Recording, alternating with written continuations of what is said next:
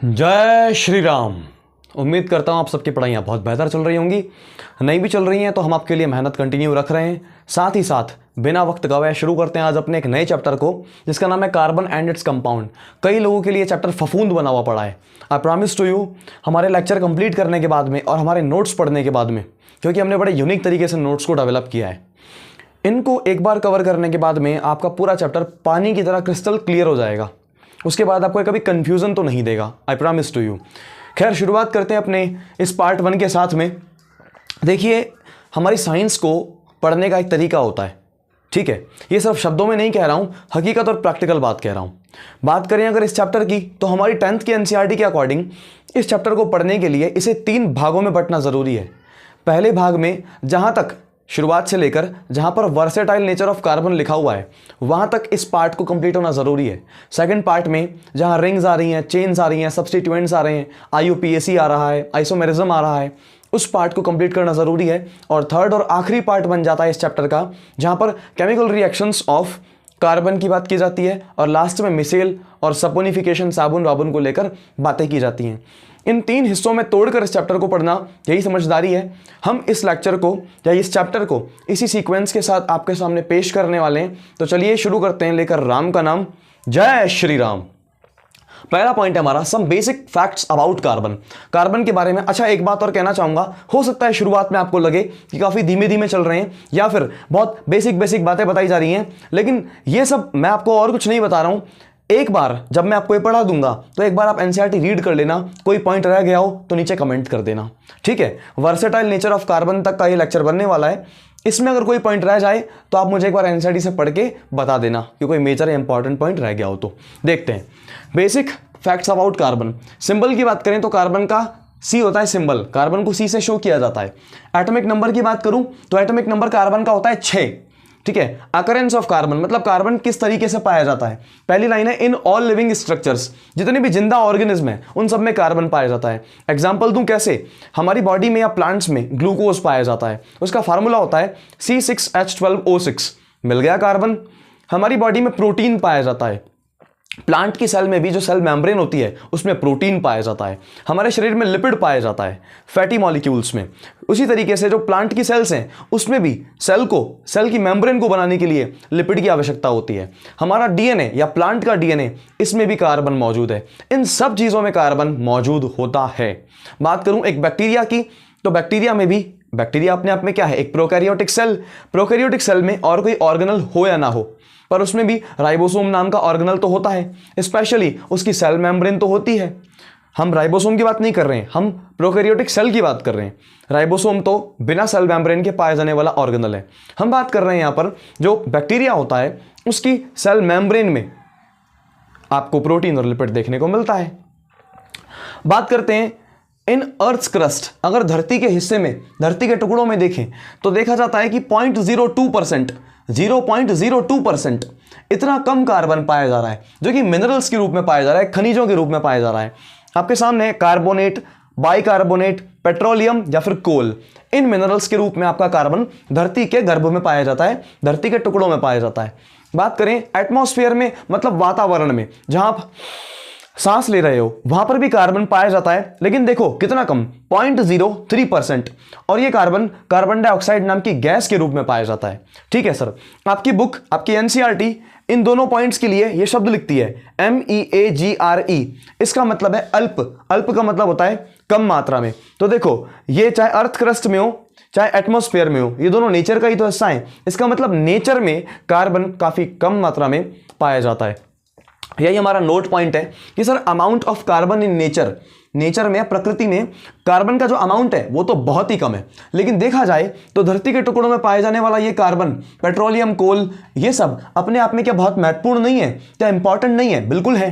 Atmosphere में carbon dioxide की मात्रा कम है, सच है, लेकिन क्या कार्बन डाइऑक्साइड काम की नहीं है? नहीं सर, हमारे तो काम की नहीं है। मैंने ये नहीं कहा कि जो भी चीज़ हमारे काम की है उसी को हम अपना काम का कंसिडर करते हैं। गौर से सोचिएगा, अगर हम फोटोसिंथेसिस रिएक्शन की बात करें तो वहां एक पेड़ कार्बन डाइऑक्साइड को लेता है, तब जाकर वो ऑक्सीजन को प्रोड्यूस करता है। क्या वो ऑक्सीजन हमारे काम नहीं आती? तो पेड़ों ने ऑक्सीजन कब दी? जब उन्होंने एटमॉस्फेयर से कार्बन डाइऑक्साइड ली। समझे? कार्बन डाइऑक्साइड को लेकर वो ऑक्सीजन गैस रिलीज करते हैं, जिसको लेकर हम जिंदा रहते हैं। पेड़ कार्बन डाइऑक्साइड लेकर ग्लूकोज बनाते हैं, उस ग्लूकोज को खाकर भी हम जिंदा रहते हैं। मतलब कार्बन डाइऑक्साइड बहुत काम की है। माने सीधा सीधा बोलूं तो कार्बन की इंपॉर्टेंस इमेंस है। इमेंस का मतलब है अत्यधिक, काफी ज्यादा। ठीक है। केमिकल बॉन्ड, अब एक टॉपिक आया केमिकल बॉन्ड, मैं आपको शॉर्ट में समझाऊंगा। बॉन्ड तो आप सब समझते हो क्या होता है, बंधन। ये बंधन तो प्यार का बंधन है। यहां पर बात करनी है केमिकल की। ये केमिकल क्या होता है, देखो शॉर्ट में बताता हूं। अगर आप केमिस्ट्री पढ़ रहे हो तो केमिकल्स आपको देखने को मिलते हैं। केमिकल्स का मतलब हर बार आप ये समझते हो कि कोई ना कोई लिक्विड होगा, तो आप गलत सोच रहे हो। एक सोडियम नाम का मेटल भी एक केमिकल है। किसी भी तरह का एलिमेंट, किसी भी तरह का कंपाउंड, ये सब एटम है। सॉरी, किसी भी तरह का एलिमेंट या किसी भी तरह का कंपाउंड, ये सब केमिकल है। तो अलग अलग तरह के केमिकल या सेम तरह के केमिकल आपस में बंधन बना लें। बात समझना, दो दोस्त अगर एक दूसरे के जैसे हों तो वो एक दूसरे से बॉन्ड बना सकते हैं, मतलब फ्रेंडशिप कर सकते हैं। या दो दोस्त या दो लोग मान लो जिनके बीच में शुरुआत में लड़ाई हो गई हो, दोनों का नेचर बिल्कुल अलग है, लेकिन वो भी आपस में बॉन्ड बना लेते हैं, आपस में फ्रेंडशिप कर सकते हैं। ऐसा होता है ना। इसका मतलब जो केमिकल्स हैं वो सेम तरह के होंगे तो भी उनमें बॉन्डिंग हो जाएगी, अगर अलग अलग नेचर के हुए तो भी उनमें बॉन्डिंग होगी। तो केमिकल्स के बीच में ही बॉन्ड बन रहा है। अब यहां पर केमिकल के रूप में कौन आने वाला है, एटम आने वाला है। ठीक है। अब देखते हैं, the force of attraction between atoms that results in the formation of chemical compounds. इस लाइन को अगर समझना हो तो शॉर्ट में समझो। NaCl सोडियम क्लोराइड को बनाने के लिए दो एटम्स को आना पड़ता है, एक सोडियम एटम, एक क्लोरीन एटम। राइट। सोडियम आया, बोला मुझे तो अपना बॉन्ड बनाना है। क्लोरीन आया, मुझे भी अपना बॉन्ड बनाना है। पहले सोडियम अकेला था, पहले क्लोरीन अकेला था, मतलब दोनों सिंगल थे, बिल्कुल आपकी तरह। वो दोनों जब आपस में मिल गए तो क्या बना, कंपाउंड बना। Right. When more than one kind of element combine together chemically in a specific ratio, they form compound. तो NaCl एक कंपाउंड बन गया ना, जहां सोडियम का एक एलिमेंट मतलब एक एटम आया और क्लोरीन का भी एक एटम आया, उसी को आपने NaCl बोला। तो NaCl नाम का कंपाउंड कब बना, जब सोडियम और क्लोरीन ने आपस में बॉन्डिंग की। तो दो एटम्स आपस में एक दूसरे के करीब आए, दो एटम्स के बीच में फोर्स ऑफ अट्रैक्शन लगा, दोनों एक दूसरे को अट्रैक्ट कर रहे हैं, है ना। तो force of attraction between atoms, समझे। इससे क्या हुआ, केमिकल कंपाउंड बना, जिसका नाम हमने NaCl रखा। अब NaCl अकेला तो कंपाउंड है नहीं, ऐसे बहुत सारे कंपाउंड हैं। तो चलते हैं एक एक चर्चा करते हैं एक एक की। बात करें केमिकल बॉन्ड क्यों बना, मैं आपको शॉर्ट में समझाता हूं। सोडियम अगर अकेला रखा जाए तो बहुत रिएक्टिव होता है, क्लोरीन अगर अकेला पड़ा हो तो बहुत रिएक्टिव होता है, लेकिन अगर एक दूसरे के साथ मिल जाएं तो ये दोनों के दोनों न्यूट्रल हो जाते हैं। अगर आपको याद हो तो न्यूट्रलाइजेशन नाम की रिएक्शन में भी साल्ट का फॉर्मेशन हुआ था। NaCl भी तो एक साल्ट ही है। तो न्यूट्रलाइजेशन किस नाम पे आया था कि एनायन और केटायन एक दूसरे को क्या कर देते हैं, न्यूट्रलाइज कर देते हैं, एक दूसरे के इफेक्ट को खत्म कर देते हैं। सोडियम और क्लोरीन ने एक दूसरे के इफेक्ट को खत्म कर दिया, शांत हो गए। कब शांत हुए, जब केमिकली बॉन्ड बनाया। क्लियर। तो पहला पॉइंट है, केमिकल बॉन्ड बनाने से एटम्स में स्टेबिलिटी आती है, पहला पॉइंट। दूसरा क्या है, सर जो केमिकल बॉन्ड है वो टाइप्स की अगर बात करूं तो देखो केमिकल बॉन्ड्स को काफी ढंग से क्लासिफाई किया हुआ है, लेकिन आपके सिलेबस के अकॉर्डिंग और आपकी सहूलियत के अकॉर्डिंग मैं उसे सिर्फ और सिर्फ दो भागों में बता रहा हूं, क्योंकि आपकी बुक में इतना ही इंफॉर्मेशन गिवन है। केमिकल बॉन्ड्स के टाइप्स दो होते हैं, एक आयनिक बॉन्ड और एक कोवलेंट बॉन्ड। बात यहां तक लिमिटेड नहीं है, सिर्फ दो टाइप नहीं होते हैं, और भी होते हैं, जैसा कि मैंने बताया कि आपकी बुक में जो लिखा है उस अकॉर्डिंग, ताकि आपको याद करने में थोड़ी आसानी हो, आप इसको रट्टाफिकेशन में भी ले सको। क्यों, देखो लैंग्वेज को तो आपको बार बार पढ़ना पड़ेगा, ग्रास्पिंग पावर बढ़ानी पड़ेगी, तो ठीक है, इसलिए मुझे इसको शामिल करना पड़ेगा कि ये दो तरह के केमिकल बॉन्ड्स आपके मौजूद होते हैं। आओ एक एक करके केमिकल बॉन्ड्स की चर्चा करते हैं। पहला है आयनिक बॉन्ड। नाम से ही पता लग रहा है ऐसा बॉन्ड या फिर ऐसा बंधन जहां पर आयन्स आपस में एक दूसरे के करीब आए। अब मेरे ख्याल से आपको आयन के बारे में पता होगा, ठीक है, वरना मैं आपको शॉर्ट में बता देता हूं। जब किसी एटम पर कोई चार्ज आ जाए तब उसी को आयन कहते हैं। सोडियम की बात करें तो उसे आप Na से शो करते हो, एक सोडियम नाम के एलिमेंट को आप Na से शो करते हो। लेकिन अगर उस पर इस तरीके से चार्ज आ जाए, या आ गया चार्ज, चार्ज दो तरह का होता है, एक पॉजिटिव और एक नेगेटिव। अगर किसी एटम पर चार्ज आ जाए तो अब इसे आप क्या कहोगे, आयन। ये क्या है, एटम, ये क्या है, आयन। क्यों, इस पर क्या आ गया, चार्ज। क्लियर। उसी तरीके से चार्ज दो तरह के हैं, चार्ज दो तरह के हैं, कौन कौन सा, एक पॉजिटिव और एक नेगेटिव, ठीक है। क्लोरीन पर माइनस चार्ज आ जाता है Cl माइनस, और सोडियम पर प्लस का चार्ज आता है Na प्लस। तो ये दोनों ही चार्ज हैं, चार्ज आते ही आप इन स्पीशीज को आयन बोलने लगते हो। तो आयनिक बॉन्ड कब होगा, जब आयन एक दूसरे के करीब आएंगे, ठीक है। This type of chemical bonds are formed when one atom donates an electron to another atom and formed between metal and non metal. इन दोनों ही लाइनों का मतलब मैं आपको शांति से समझाता हूं अपने उसी प्यारे सोडियम क्लोराइड के एग्जाम्पल से। सुनो, चलो दो एग्जाम्पल लेता हूं, आपको और बेहतर क्लियर होगा। एक Na प्लस और एक Cl माइनस का एग्जाम्पल लेता हूं, और एक Mg+2 का और CO3 -2 का एग्जाम्पल लेता हूं। सुनो, क्या ये एक आयन है? हाँ सर है। क्या ये एक आयन है? हाँ है। क्या ये एक आयन है? हाँ है। क्या ये एक आयन है? हाँ है। क्यों? ये चारों आयन क्यों हैं? क्योंकि चारों के ऊपर चार्ज दिख रहा है, तो ये आयन बन गए। समझ में आ गया सर? तो मतलब ये और ये आयन आपस में एक बॉन्ड बनाएंगे, पॉजिटिव और नेगेटिव एक दूसरे को अट्रैक्ट करेगा, पॉजिटिव और नेगेटिव एक दूसरे को अट्रैक्ट करेगा। बिल्कुल सही कहा सर, ऐसा ही होगा। आगे बात करें तो इन्होंने क्या बोला यहां पर कि सर ये केमिकल बॉन्ड तब बन रहे हैं जब एक एटम अपना इलेक्ट्रॉन त्याग रहा है, दूसरे एटम को दे रहा है। मेरी बात सुनो, प्लस चार्ज तब आता है जब कोई इलेक्ट्रॉन त्याग दे। आराम से समझाता हूं, मान लो मैं सोडियम हूं, है ना, सोडियम, मैंने एक इलेक्ट्रॉन दे दिया, दूर फेंक दिया, मैंने अपना इलेक्ट्रॉन लिया और फेंक दिया, तो मेरा एक इलेक्ट्रॉन चला गया ना। जैसे ही मेरा एक इलेक्ट्रॉन मुझसे दूर जाएगा तब मेरे ऊपर पॉजिटिव चार्ज आएगा। क्या कहा मैंने? जब मेरा, मान लो ये इलेक्ट्रॉन है, ठीक है, मैं एक इलेक्ट्रॉन दिखाता हूं आपको। मान लो इलेक्ट्रॉन है, मेरे पास पड़ा था। जब मेरा एक इलेक्ट्रॉन मेरे से दूर जाएगा तो मेरे ऊपर पॉजिटिव चार्ज आएगा। समझ गए क्या? जब मेरा एक इलेक्ट्रॉन मुझसे दूर जाएगा तो मेरे ऊपर +1 का माने एक पॉजिटिव चार्ज आएगा। सर अगर मेरे दो इलेक्ट्रॉन मुझसे दूर चले गए तो क्या होगा? मेरे दो इलेक्ट्रॉन मुझसे दूर चले गए तो क्या होगा? सर एक इलेक्ट्रॉन के दूर जाने की वजह से मेरे ऊपर पॉजिटिव चार्ज आया, तो दो इलेक्ट्रॉन के दूर जाने की वजह से मेरे ऊपर 2 पॉजिटिव चार्ज आने चाहिए। सही है क्या? तो बात वही है, सोडियम ने यहां पर कितने इलेक्ट्रॉन निकाले होंगे? सर एक इलेक्ट्रॉन, इसलिए इस पे +1 का चार्ज आया है। ठीक है सर। क्लोरीन, इसके ऊपर माइनस चार्ज क्यों आया? देखो, जब एक इलेक्ट्रॉन मेरे ऊपर आएगा तो मुझ पर माइनस चार्ज आएगा, क्योंकि इलेक्ट्रॉन की वजह से नेगेटिव चार्ज होता है। जब एक इलेक्ट्रॉन मेरे पास आएगा तब मेरे ऊपर माइनस चार्ज आएगा। क्लियर? तो क्लोरीन के ऊपर -1 चार्ज क्यों आया? क्योंकि क्लोरीन ने इलेक्ट्रॉन लिया है। अब सवाल उठता है, सोडियम ने एक इलेक्ट्रॉन निकाला था, उसी इलेक्ट्रॉन को क्लोरीन ने ले लिया, इसलिए इसका इलेक्ट्रॉन इससे दूर चला गया तो इस पर आ गया पॉजिटिव चार्ज। इसके पास में इसका एक इलेक्ट्रॉन आ गया तो इसके ऊपर आया नेगेटिव चार्ज। तो यहां पर एक एटम ने इलेक्ट्रॉन रिलीज किया या फिर डोनेट किया और दूसरे एटम ने इलेक्ट्रॉन एक्सेप्ट किया। यह आपकी पहली लाइन क्लियर हो गई। ठीक है।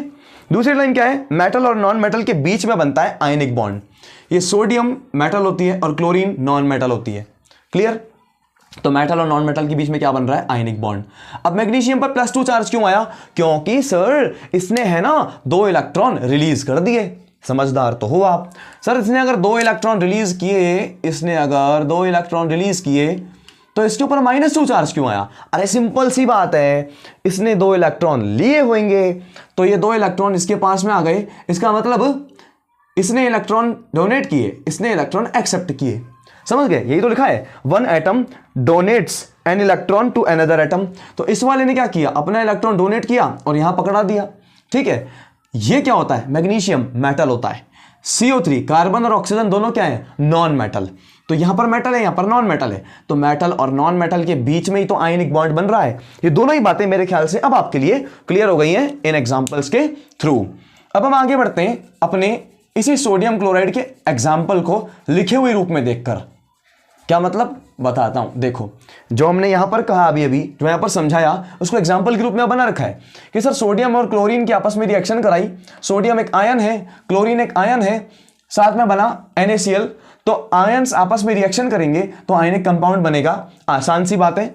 ये मेटेलिक आयन है, मेटेलिक एटम है। ठीक है। ये कैसा है? नॉन मेटेलिक आयन है। हाँ, मेटल और नॉन मेटल के बीच में बनता है ionic bond. Simple.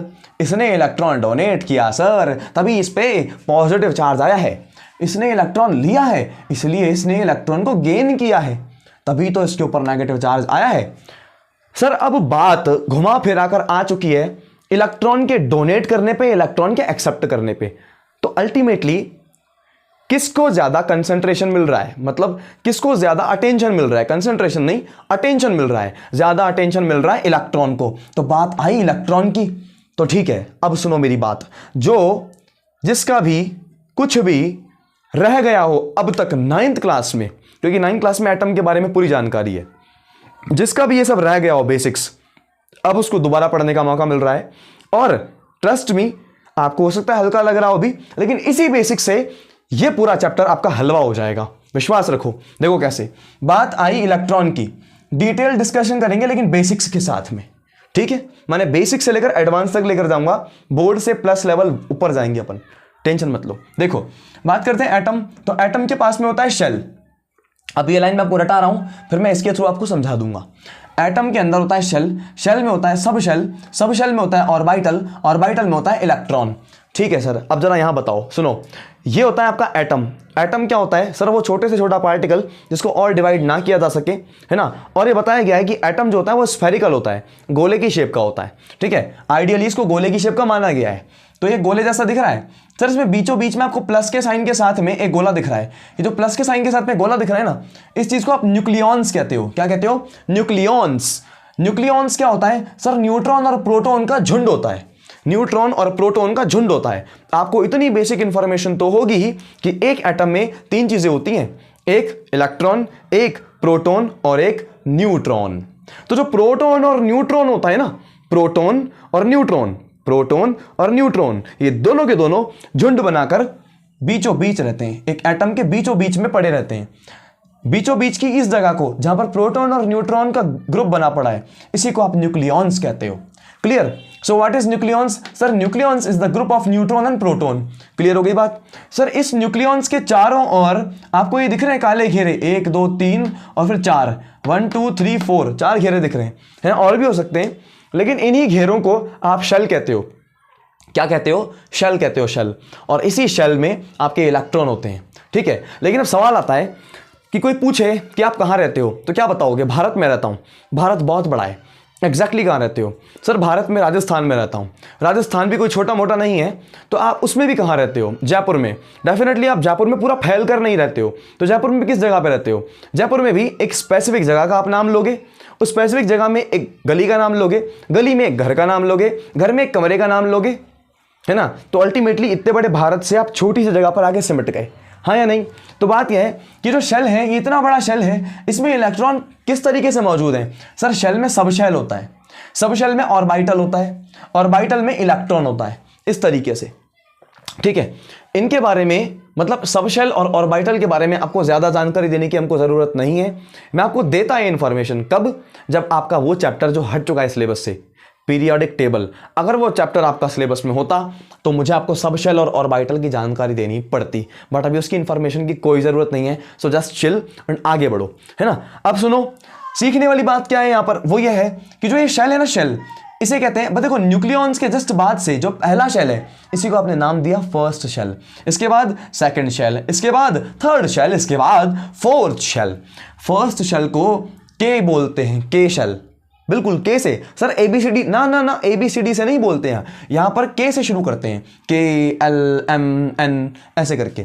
First shell मतलब के शेल, सेकंड शेल मतलब L शेल, थर्ड शेल मतलब M शेल, फोर्थ शेल मतलब N शेल।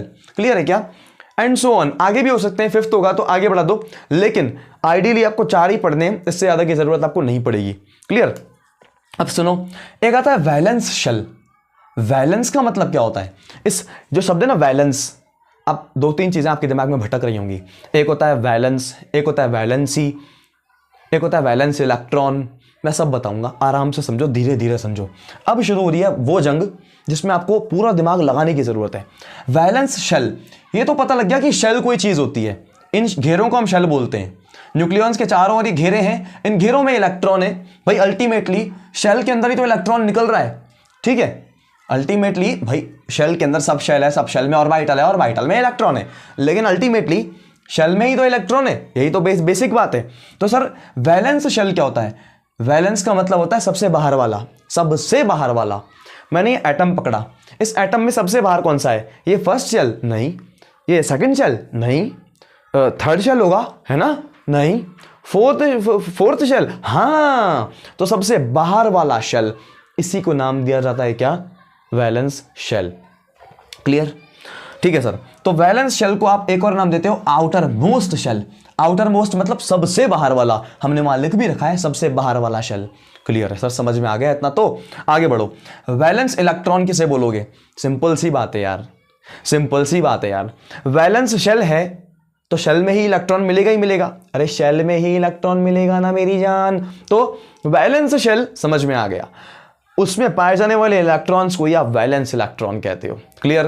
तो वैलेंस शेल में ही जो इलेक्ट्रॉन मिल रहे हैं उसे वैलेंस इलेक्ट्रॉन कह दे रहे हैं हम। ठीक है, तो हमने वो भी लिख रखा है कि electron present in valence shell are called as valence electron. तो दो बातें अभी आपकी क्लियर हुई, एक वैलेंस शेल, दूसरा वैलेंस इलेक्ट्रॉन। अभी भी एक फफूंद बच रही है जिसका नाम है वैलेंसी। ट्रस्ट मी, आज के बाद ये फफूंद नहीं रहेगी। फोकस करो, अभी हमको सीखना है, वैलेंसी पर पहुंचने में भी वक्त है।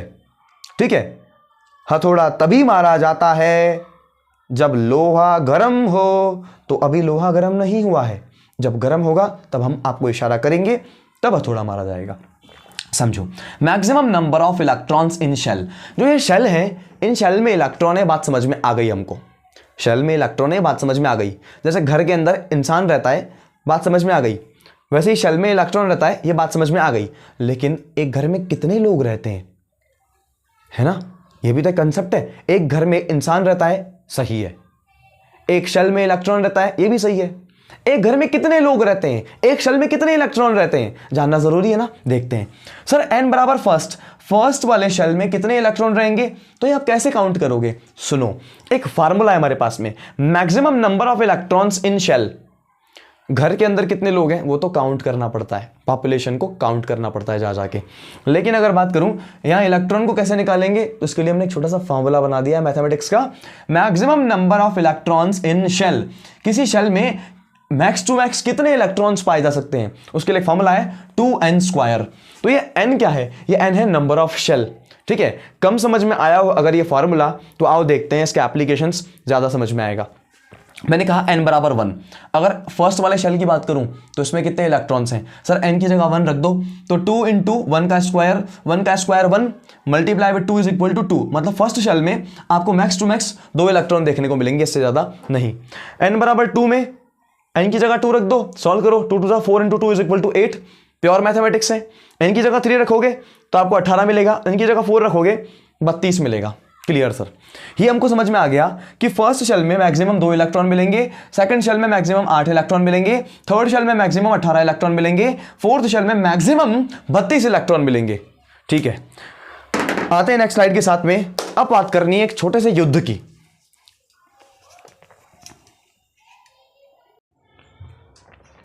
चलिए जी, ये स्लाइड जो आपको दिख रही है ना, इसको लिखना मैंने यहां से शुरू किया था, लेकिन समझाना यहां से शुरू करूंगा। क्यों? थोड़ी देर में आप खुद समझ जाओगे। बात समझो, एक चीज जिसकी गुंजाइश मैं रखता हूं आपसे, एक्सपेक्टेशन रखता हूं आपसे, पर अगर नहीं भी तो बड़ा ही बेसिक पॉइंट है, मैं आपको एक बार दोहरा के बता देता हूं। जो एलिमेंट्स होते हैं ना, हाइड्रोजन से लेकर कैल्शियम तक, माने 1 से लेकर 20 तक, इतने आपको बेसिकली याद होने चाहिए। साथ ही साथ में आपको इनका एटॉमिक नंबर भी याद होना चाहिए। ठीक है, आगे की कहानी मैं बताता हूं, फिर भी जिनको नहीं पता है मैं उनको बता देता हूं कि एटॉमिक नंबर इलेक्ट्रॉन की संख्या के बराबर होता है। मैंने यहां पर 5 कॉलम बनाए, पांचों कॉलमों के नाम एक बार मैं बोल देता हूं। Atomic number, element, number of electrons, electronic configuration और एक वैलेंसी। सर इलेक्ट्रॉनिक कॉन्फ़िगरेशन क्या होता है? थोड़ा सा रुक जाओ, पहले इन 3 कॉलमों की बात कर लेता हूं। ठीक है, और सुनो एक और इंपॉर्टेंट पॉइंट, सर जो एटॉमिक नंबर होता है ना, वो इलेक्ट्रॉनों की संख्या के बराबर होता है। माने हाइड्रोजन नाम के एलिमेंट का अगर एटॉमिक नंबर 1 है तो उसमें पाए जाने वाले इलेक्ट्रॉन की संख्या भी 1 होगी। क्लियर? वैसे ही आगे बढ़ाता हूं, ये सीरीज आपको याद है तो एटॉमिक नंबर भी आपको याद होगा। ठीक है, माने हीलियम का एटॉमिक नंबर 2, मतलब हीलियम में इलेक्ट्रॉन की संख्या 2। लिथियम का एटॉमिक नंबर 3, माने इसमें पाए जाने वाले इलेक्ट्रॉन की संख्या 3। बेरिलियम का एटॉमिक नंबर 4, इलेक्ट्रॉन की संख्या 4। माने जो एटॉमिक नंबर है वही इलेक्ट्रॉन है, जो एटॉमिक नंबर है वही इलेक्ट्रॉन है। क्लियर? अब मुझे बढ़ना है इस चौथे कॉलम पे जिसका नाम है इलेक्ट्रॉनिक कॉन्फ़िगरेशन। क्या है इसका मतलब, सुनो। इलेक्ट्रॉनिक का मतलब है इलेक्ट्रॉन से, और कॉन्फ़िगरेशन का मतलब क्या होता है हिंदी में, विन्यास। विन्यास का मतलब आप मान सकते हो स्ट्रक्चर, ठीक है। स्ट्रक्चर हम यहां पर क्यों कह रहे हैं, क्योंकि ये अगर आप एक स्ट्रक्चर मानो तो ये और कुछ नहीं है बल्कि इलेक्ट्रॉनों को भरकर बनाई गई एक स्ट्रक्चर है, ठीक है। यहां पर कुछ ऐसी है, यहां पर कुछ अलग दिख रही है, यहां पर कुछ अलग दिख रही है, यहां पर कुछ अलग दिख रही है, यहां पर कुछ अलग दिख रही है, यहां यहां यहां यहां, हर एक कदम पर हर एक एलिमेंट के लिए ये अलग अलग दिख रही है, हाँ कि नहीं। माने इलेक्ट्रॉनिक कॉन्फ़िगरेशन हर एक एटम का अलग अलग होता है, हर एक एलिमेंट का अलग अलग होता है, ये कहना चाहिए हमको, ठीक है सर। मतलब इलेक्ट्रॉनिक कॉन्फ़िगरेशन को साधारण शब्दों में बताओ ना सर। साधारण शब्दों में इलेक्ट्रॉनिक कॉन्फ़िगरेशन का अर्थ है इलेक्ट्रॉन भरने का तरीका, ठीक है। The way of filling electron is called as electronic configuration. कैसे इलेक्ट्रॉन भरे जा रहे हैं उसके लिए एक कहानी जो पिछली स्लाइड में सुनाई थी उसको शॉर्ट में समराइज करके बोलना चाहूंगा। एक होता है एटम, एटम में होता है शेल, शेल में होते हैं इलेक्ट्रॉन, ठीक। शेल कौन कौन से होते हैं सर, के, एल, एम, एन, या फिर 1 2 3 4, यही तो थे शेल। सुनो भाई, के वाला शेल अपने पास कितने इलेक्ट्रॉन रख सकता है सर, 2 इलेक्ट्रॉन रख सकता है। एल वाला सर 8, एम वाला सर मैक्सिमम 18 और एन वाला सर 32 इलेक्ट्रॉन रख सकता है मैक्सिमम अपने पास में, है ना। अगर ये छोटी सी बात आपको याद है तो अब आप ये सॉल्व कर जाओगे। कैसे सॉल्व करोगे मैं बताता हूं।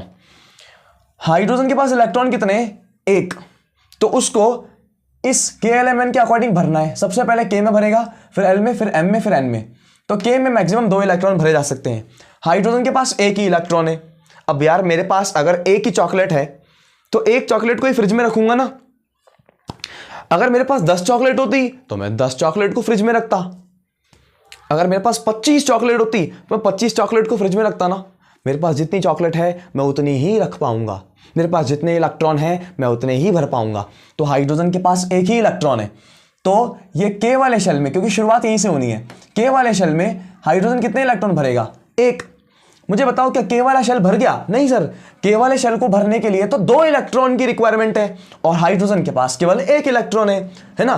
तो क्या करेंगे आप, के वाले शेल के अकॉर्डिंग यहां पर 1 इलेक्ट्रॉन भर के लिख देंगे, बात खत्म। हाइड्रोजन के पास इलेक्ट्रॉन खत्म, मतलब इलेक्ट्रॉनिक कॉन्फ़िगरेशन खत्म। मैं इतना बेसिक से उनके लिए बता रहा हूं जिनको बिल्कुल भी नहीं आता इलेक्ट्रॉनिक कॉन्फ़िगरेशन। जिनको आता है डेफिनेटली वो स्किप करके आगे बढ़े, बात समझिए। हीलियम, इसके पास 2 इलेक्ट्रॉन होते हैं, तो यहां पर के में 2 इलेक्ट्रॉन भर दो, बात खत्म। के तो पूरा भर गया, हाँ सर। तो यहां पर 2 इलेक्ट्रॉन आ गए। क्या हीलियम के पास तीसरा इलेक्ट्रॉन है, नहीं है, तो बस 2 के बाद आगे बढ़ जाओ। लिथियम के पास 3 इलेक्ट्रॉन होते हैं, ठीक है। 3 इलेक्ट्रॉन में से के कितने ले लेगा, भर दो के में तीनों, नहीं। के बोलेगा मेरे अंदर 3 इलेक्ट्रॉन मत भरना, क्योंकि के के पास सिर्फ 2 इलेक्ट्रॉन रह सकते हैं, ज्यादा से ज्यादा 2 इलेक्ट्रॉन। तो 3 में से 2 दे दो के को। अब एक और बच रहा है, वो किसको दे दो, आगे वाले को दे दो ना यार, एल वाले को दे दो। तो एल के पास 1 इलेक्ट्रॉन आ गया कोमा लगा के, क्लियर। नेक्स्ट, बेरिलियम के पास 4 इलेक्ट्रॉन है। के ने बोला मेरे को 2 इलेक्ट्रॉन दे दो, चल जाएगा। तो हमने के को 2 इलेक्ट्रॉन दिए, एल वाले को बचे हुए 2 इलेक्ट्रॉन दे दिए। ये 2 और 2 मिला के 4, समझे। बोरॉन के पास 5 इलेक्ट्रॉन है। के ने बोला मेरे को 2 इलेक्ट्रॉन दे दो, तो 5 में से 2 इलेक्ट्रॉन के को मिल गए। उसके बाद एल की बारी थी। एल ने बोला मैं तो 8 इलेक्ट्रॉन रख सकता हूं, तो मुझे देते जाओ जब तक 8 ना हो जाए। तो 3 इलेक्ट्रॉन इसने ले लिए। कार्बन बोला मेरे पास 6 इलेक्ट्रॉन है। इसने बोला मुझे ये इलेक्ट्रॉन अपने के एल एम एन में रखवाने हैं, ठीक है, माने शेल्स में अपने इलेक्ट्रॉन्स को फिट करवाना है। तो के बोला भाई साहब मेरे पास 2 इलेक्ट्रॉन रह सकते हैं ज्यादा से ज्यादा। तो कार्बन ने बोला ठीक है, मेरे 6 में से 2 इलेक्ट्रॉन आप ले लो, तो बचे कितने, 4 इलेक्ट्रॉन। तो 4 इलेक्ट्रॉन किसको मिलेंगे, अब एल को। एल बोला कि मेरे पास तो मैक्सिमम 8 इलेक्ट्रॉन हो सकते हैं, तो मैं कार्बन के बचे हुए 4 इलेक्ट्रॉन ले लूंगा, क्लियर। आगे सुनो, नाइट्रोजन के पास 7 इलेक्ट्रॉन होते हैं। अब जैसे मैं बताता जा रहा हूं वैसे वैसे एक बेसिक बुनियाद, एक नींव आपके लिए तैयार होती जा रही होगी। अब मैं थोड़ा स्पीड में बोलना शुरू करता हूं, बात समझो। नाइट्रोजन के पास 7 इलेक्ट्रॉन है। 7 में से के ने बोला मुझे 2 इलेक्ट्रॉन दे दो, दे दिए। बचे हुए 5 इलेक्ट्रॉन एल के पास आ गए। ऑक्सीजन के पास 8 इलेक्ट्रॉन है। 2 इलेक्ट्रॉन के को दे दिए, बचे 6 इलेक्ट्रॉन एल को दे दिए। फ्लोरीन के पास 9 इलेक्ट्रॉन है। 2 इलेक्ट्रॉन के को दे दिए, बचे हुए 7 इलेक्ट्रॉन एल को दे दिए। नियॉन के पास में 10 इलेक्ट्रॉन है। 10 में से 2 इलेक्ट्रॉन के को दे दिए, बचे कितने, 8 इलेक्ट्रॉन। एल ने बोला कि 8 इलेक्ट्रॉन तो मैं ले सकता हूं, तो ये 8 इलेक्ट्रॉन हमने एल में डाल दिए।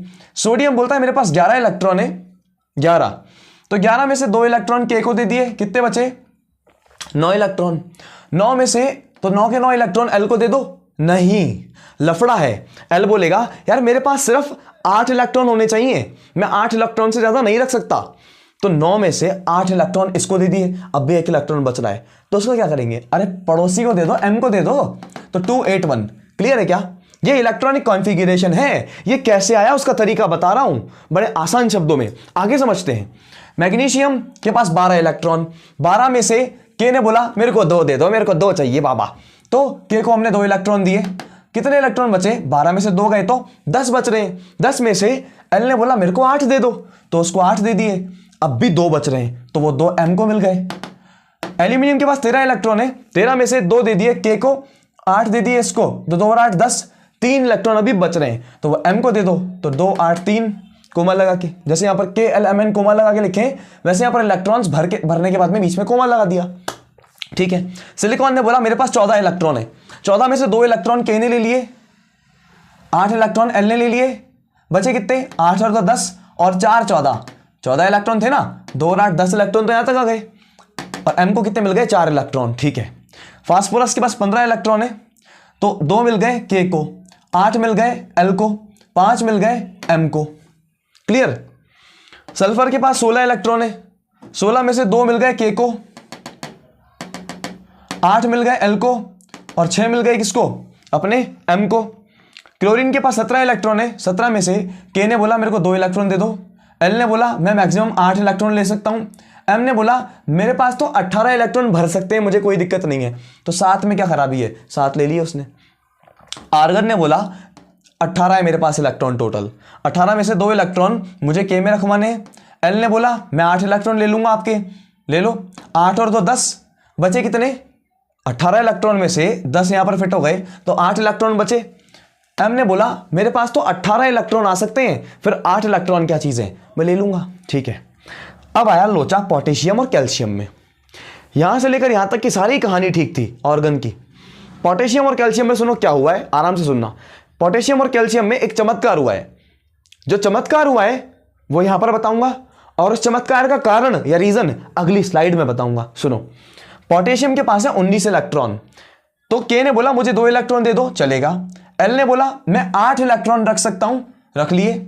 एम ने बोला मैं 18 इलेक्ट्रॉन रख सकता हूं, तो 2 और 8 तो 10 हो गए, 10 के बाद कितने बच रहे हैं 19 है ना टोटल, 2 और 8 तो 10 हो गए, बचे 9, तो यहां पर तो 9 सर यहां पर तो 18 रख सकते थे, मैक्सिमम 18 रख सकते थे, लेकिन यहां पर तो 8 होकर रह गए इस बार, टोटल बच रहे थे 9, तो यहां पर 9 तो रख सकते थे हम, क्योंकि 18 इलेक्ट्रॉन मैक्सिमम है एम में, तो हम 9 तो रख सकते थे यहां पर, लेकिन एम ने फिर भी 8 इलेक्ट्रॉन लिए हैं, और बचा हुआ 1 इलेक्ट्रॉन किसको दे दिया, एन को। 8 और 1 9, तो 9 इलेक्ट्रॉन को बकायदा एम में नहीं रखा गया है, एम और एन दोनों में रखा गया। क्या वजह है कि एम शेल जिसकी कैपेसिटी 18 इलेक्ट्रॉन तक की है, उसने सिर्फ 8 इलेक्ट्रॉन लिए यहां पर। क्या वजह है नेक्स्ट स्लाइड में बताऊंगा, अभी रुको। सेम काम कैल्शियम के साथ हुआ। कैल्शियम ने बोला मेरे पास 20 इलेक्ट्रॉन है यार, अगर मेरे पास 20 इलेक्ट्रॉन है तो के में 2 इलेक्ट्रॉन रख सकता हूं। एल ने बोला मेरे पास मैक्सिमम 8 इलेक्ट्रॉन हो सकते हैं, तो मैं आपके 8 इलेक्ट्रॉन ले लेता हूं। एम ने बोला मेरे पास मैक्सिमम 18 इलेक्ट्रॉन हो सकते हैं, लेकिन फिर भी मैं 8 इलेक्ट्रॉन ही भर पाऊंगा। एक बार दोबारा चमत्कार हो गया, और बचे हुए 2 इलेक्ट्रॉन किसको मिल गए, एन को। भाई आप गिन के देख लो इन चारों को, 2 और 2 4, 8 और 8 16, 16 और 4 20, तो ये चारों को गिनने पर 20 इलेक्ट्रॉन आ रहे हैं।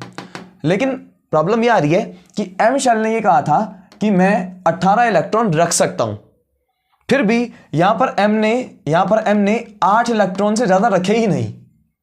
ये क्या प्रॉब्लम है बताऊंगा। उसके पहले मैं बात करना चाहता हूं ऑक्टेट रूल की। किसकी सर, ये वैलेंसी तो बताओ। रुको, मैंने क्या कहा, तरीका मैं डिसाइड करूंगा, आप सिर्फ ध्यान दो अपना। ये 4 कॉलम ने कंप्लीट कर लिए ना, वैलेंसी पर आऊंगा, पर अभी नहीं। जब मैं आपको यहां पर वैलेंसी की डेफिनेशन बताऊंगा तब वैलेंसी पर आऊंगा, पर उसके पहले ऑक्टेट रूल की बात करूंगा। सुनो गौर से कैसे। सर ऑक्टेट रूल क्या है, मैं शॉर्ट में समझाता हूं। कोई भी एटम, मान लो मैं एटम हूं, है ना, तो मेरे एटम के अंदर क्या होते हैं सर, बीच में न्यूक्लियस होता है, मतलब न्यूक्लियॉन्स होता है, न्यूक्लियॉन्स के चारों ओर शेल होते हैं, 1 2 3 4, मतलब 1 2 3 4, है ना, 1 2 3 4 ऐसे करके 1 2 3 4 शेल्स होते हैं। इन शेल में क्या आता है सर? इलेक्ट्रॉन भरे जाते हैं। शेल में क्या होता है? इलेक्ट्रॉन भरे जाते हैं। ठीक है सर। बात करें ऑक्टेट का मतलब क्या होता है? 8। ऑक्टेट का मतलब क्या होता है? 8। तो ऑक्टेट रूल ये कहता है कि कोई भी एटम ये चाहता है, कोई भी एटम ये चाहता है कि उसके वैलेंस शेल में, वैलेंस मतलब सबसे बाहर वाला, कोई भी एटम ये चाहता है कि उसके वैलेंस शेल में 8 इलेक्ट्रॉन भर जाएं। दोबारा सुनो, ऑक्टेट रूल ये कहता है कि कोई भी एटम, मान लो अगर मैं एटम हूं, तो कोई भी एटम यह चाहता है कि उसके वैलेंस शेल में 8 इलेक्ट्रॉन भर जाएं। क्यों चाहता है ऐसा एटम? एटम यह चीज क्यों चाहता है कि उसके वैलेंस शेल में 8 इलेक्ट्रॉन भर जाएं? अगर वैलेंस शेल में 8 इलेक्ट्रॉन भर गए ना, तो ऑक्टेट रूल फॉलो हो जाएगा। तो एटम ऑक्टेट रूल को फॉलो क्यों करना चाहता है? क्योंकि अगर एटम ने ऑक्टेट रूल को फॉलो किया, अगर एटम ने ऑक्टेट रूल को फॉलो किया तो उसको मिलेगी स्टेबिलिटी। देखो इस दुनिया में सबको ही स्टेबिलिटी चाहता है। आप भी कमा कर, खा पी कर, मस्त सेहतमंद रह के अपनी फैमिली के साथ वक्त बिताना चाहते हो, स्टेबल होना चाहते हो लाइफ में। ऐसा होता नहीं होता? कहते हैं सेटल होना चाहते हैं या स्टेबल होना चाहते हैं। अब भागा दौड़ी नहीं करनी है, पैसा कमाना है और बढ़िया मस्त बैठना है, अपने घर पे चिल करना है। तो स्टेबिलिटी चाहिए हमको लाइफ में। देखो एक जिंदगी की 2 रीत होती हैं, है ना? हार के बाद ही जीते, नहीं वो वाली नहीं बोल रहा हूं मैं। एक जिंदगी की 2 रीतें हैं कि या तो इंसान काम कर ले या शांत बैठ जाए। अगर शांत बैठेगा ना तो रिएक्टिव नहीं होगा, है ना? रिएक्टिव नहीं है मतलब उसमें एनर्जी ज़्यादा नहीं है, वो एनर्जी बर्बाद नहीं कर रहा है, शांत बैठा है। शांत बैठा है मतलब स्टेबल है। और एक जिसमें एनर्जी बहुत हाई है, एनर्जी हाई होगी तो क्या करेगा? वो काम करता रहेगा, काम करता रहेगा, वो स्टेबल नहीं होगा, वो काम करता रहेगा कुछ ना कुछ।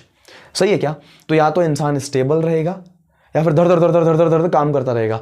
तो वही बात है कि कोई भी एटम 2 कंडीशन में जूझता रहता है, या तो स्टेबिलिटी के लिए या फिर किसी काम को करने के लिए। ठीक है, तो ऑक्टेट रूल एटम क्यों फॉलो करना चाहता है? ताकि उसको स्टेबिलिटी मिले। अब बात करते हैं स्टेबिलिटी क्या है। स्टेबिलिटी एक तरह से एक इलेक्ट्रॉनिक कॉन्फ़िगरेशन है। ये सब स्टेबिलिटी है, सबके सब स्टेबिलिटी नहीं है, पर इनमें से कुछ इलेक्ट्रॉनिक कॉन्फ़िगरेशन ऐसे हैं जो कि स्टेबिलिटी के सिंबल को दिखाते हैं। इनमें से कुछ इलेक्ट्रॉनिक कॉन्फ़िगरेशन ऐसे हैं। भाई ये क्या है? Electronic configuration. ये क्या है? Electronic configuration. ये क्या है? Electronic configuration. ये क्या है? ये पूरा का पूरा इलेक्ट्रॉनिक कॉन्फ़िगरेशन। ये पूरा का पूरा क्या है? Electronic configuration. ये इलेक्ट्रॉनिक कॉन्फ़िगरेशन। ये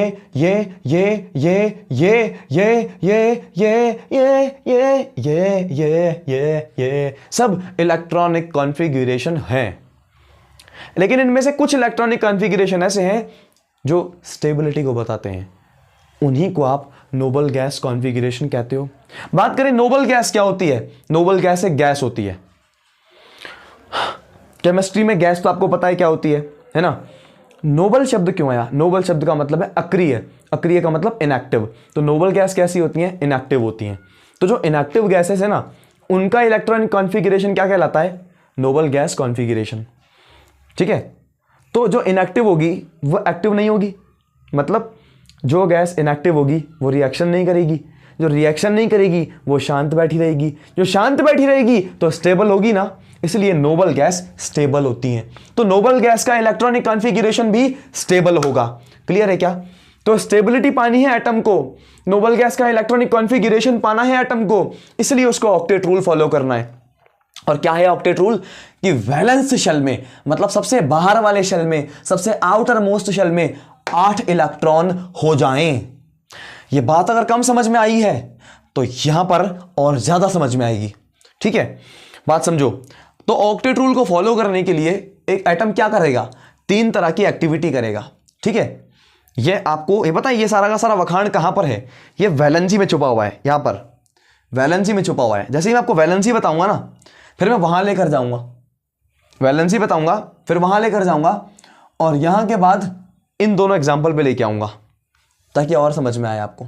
बात समझो कैसे। एक एटम या तो इलेक्ट्रॉन को डोनेट करेगा, या इलेक्ट्रॉन को गेन करेगा, या इलेक्ट्रॉन को शेयर करेगा।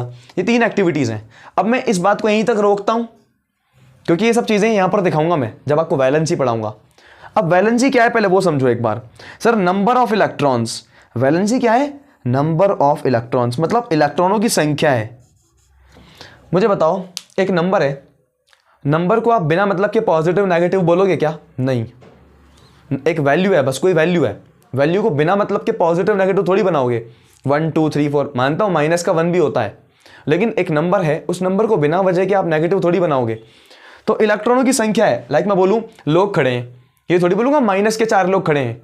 4 लोग खड़े हैं, हो सकता है 40 लोग खड़े हो, ये तो नहीं कहूँगा माइनस के 40 लोग खड़े हैं। तो इलेक्ट्रॉनों की संख्या है, हो सकता है 2 इलेक्ट्रॉन है, हो सकता है 4 इलेक्ट्रॉन है, ये थोड़ी बोलूँगा माइनस के 2 इलेक्ट्रॉन खड़े हैं, माइनस के 4 इलेक्ट्रॉन वहाँ पे पड़े हैं, ऐसा थोड़ी। तो नंबर ऑफ इलेक्ट्रॉन, तो वैलेंसी पहली बात तो एक नंबर होती है, इसका कोई चार्ज मतलब मेरा मतलब इस पर कोई साइन नहीं लगता, पॉजिटिव नेगेटिव जैसा कोई साइन नहीं लगता इस पर। क्लियर? जो लोग बताते हैं पॉजिटिव नेगेटिव साइन लगता है वैलेंसी पर, गलत बता रहे हैं, सीधी सी बात। तो वैलेंसी क्या है? नंबर ऑफ इलेक्ट्रॉन्स, इलेक्ट्रॉनों की संख्या है। कैसी संख्या? इलेक्ट्रॉनों की वो संख्या जिसको या तो गेन किया जाए मतलब एक्सेप्ट किया जाए, डोनेट किया जाए मतलब त्याग दिया जाए, या फिर शेयर किया जाए। ठीक है, ये 3 शब्द हैं, गेन, डोनेट और शेयर। इसका मतलब क्या है मैं आपको शॉर्ट में समझाता हूं। मान लो एक मैं हूं और एक आप हो, हम दोनों फ्रेंड्स हैं, हम दोनों गए दुकान पर कोई सामान लेने। ठीक है, मान लो चाय पीने गए हम दोनों। ठीक है, तो टपरी पे गए चाय पीने। ओके, चाय आती है 5 रुपए की। ठीक, अब यहां पर मेरे पास 5 रुपए थे मान लो। ठीक है, मान लो 10 रुपए थे मेरे पास, मुझे चाय चाहिए थी, मैंने 5 रुपए उसको दिए और चाय ले ली, राइट। लेकिन आपके पास पैसे नहीं थे, तो आपने मुझे बोला कि ए मुझे चाय पीनी है, मुझे चाय पिला। तो मैंने क्या किया, अपनी जेब से 5 रुपए निकाले बचे हुए, वो मैंने आपको दे दिए और आपने उसको देकर चाय ले ली। तो क्या ये 5 रुपए मैंने आपको डोनेट किए? हाँ किए। ठीक है, कभी कभी ऐसे भी तो हो सकता है कि मेरे पास पैसे ना हो, आपके पास 10 रुपए हो और मेरे पास 0 रुपए हो, फिर भी चाय पीने की इच्छा तो है, हम गए चाय पीने। तो आपने अपने 5 रुपए खर्च किए, उसको दिए और चाय ले ली। लेकिन मैंने बोला ए मुझे 5 रुपए दे, मुझे भी चाय पीनी है। तो आपने मुझे 5 रुपए दिए, मैंने 5 रुपए दुकानदार को देकर उससे चाय ले ली। तो इस बार मैंने क्या चीज़ को एक्सेप्ट नहीं किया, पहले मैंने 5 रुपए डोनेट किए थे, अब मैंने 5 रुपए एक्सेप्ट कर लिए। ऐसा ही हुआ है ना? ठीक है सर, लेकिन अगर ऐसा हो जाए मान लो, ऐसा हो जाए मान लो, ये तो 2 कहानियां हैं जहां पर डोनेट किया गया या फिर एक्सेप्ट किया गया। अगर ऐसा हो जाए कि 2.5 रुपए आपके पास, 2.5 रुपए मेरे पास, सर 2.5 रुपए, 2 रुपए और 3 रुपए ऐसे होने चाहिए थे ना।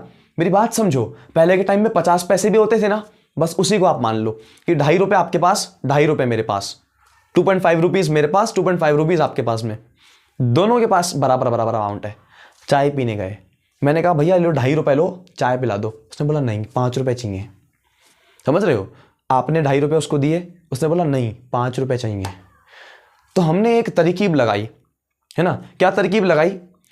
हम दोनों ने मिलकर 2.5 और 2.5 को चिपका दिया फेविकोल से, मेरा मतलब जोड़ दिया, मिला दिया, पैसे मिला दिए। कितने हो गए? 5 रुपए। 5 रुपए हमने उसको दिए, 1 कप चाय आई, हम दोनों ने मिलकर पी ली। फायदा हुआ नहीं हुआ? चाय मिली नहीं मिली पीने को?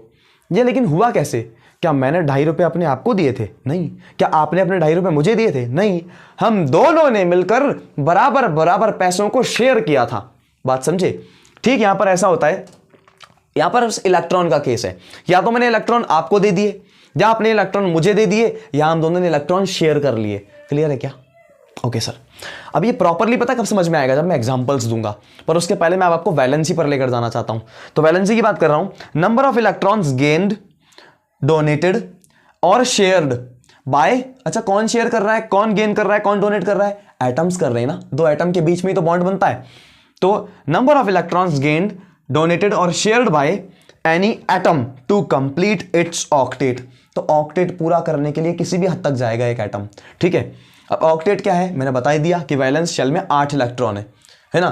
सर ये बात है ना, आपने 2 बार बोल दी, जहां पर ऑक्टेट रूल बताया वहां पर भी बोली है और वैलेंसी में बता रहे हो, लेकिन समझ में कम आई है वहां जब वैलेंसी मैंने मैथमेटिकल नंबर लिख रखा है ना, जब वहां पर मैं पहुंचूंगा आपको ये बात क्लियर होने स्टार्ट हो जाएगी। तो number of electron gained, donated और shared by any atom to complete its octet is called as valency. एक तो ये डेफिनेशन है, ये कम समझ में आई होगी, लेकिन अभी के लिए ये डेफिनेशन आपको बहुत हल्की समझ में आएगी कि number of bonds formed by any atom is called valency. Valency क्या होती है? मान लो एक एटम है, वो 4 बॉन्ड बनाता है, तो उसकी वैलेंसी कितनी होगी? 4। एक एटम है, वो 3 बॉन्ड बनाता है, 1 2 3, तो उस एटम की वैलेंसी कितनी होगी? 3।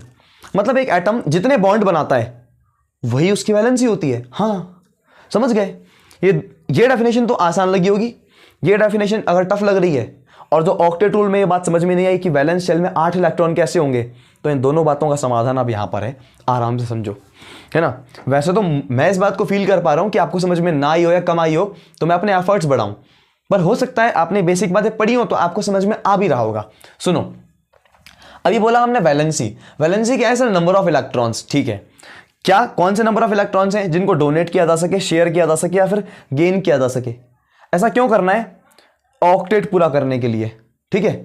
अब मेरी बात सुनो, पहले बात करते हैं हाइड्रोजन और हीलियम की। अच्छा, जैसे एक शब्द आया ऑक्टेट, माने वैलेंस शेल में 8 इलेक्ट्रॉन, ठीक है। वैलेंस मतलब सबसे बाहर वाला शेल, ठीक है। उस तरीके से हाइड्रोजन और हीलियम के केस में यहां पर लिख रखा है हमने, हाइड्रोजन और हीलियम, बस इन दोनों के केस में ड्यूप्लेट रूल फॉलो होता है। जैसे ऑक्टेट का मतलब 8 इलेक्ट्रॉन है, वैसे ड्यूप्लेट का मतलब 2 इलेक्ट्रॉन है।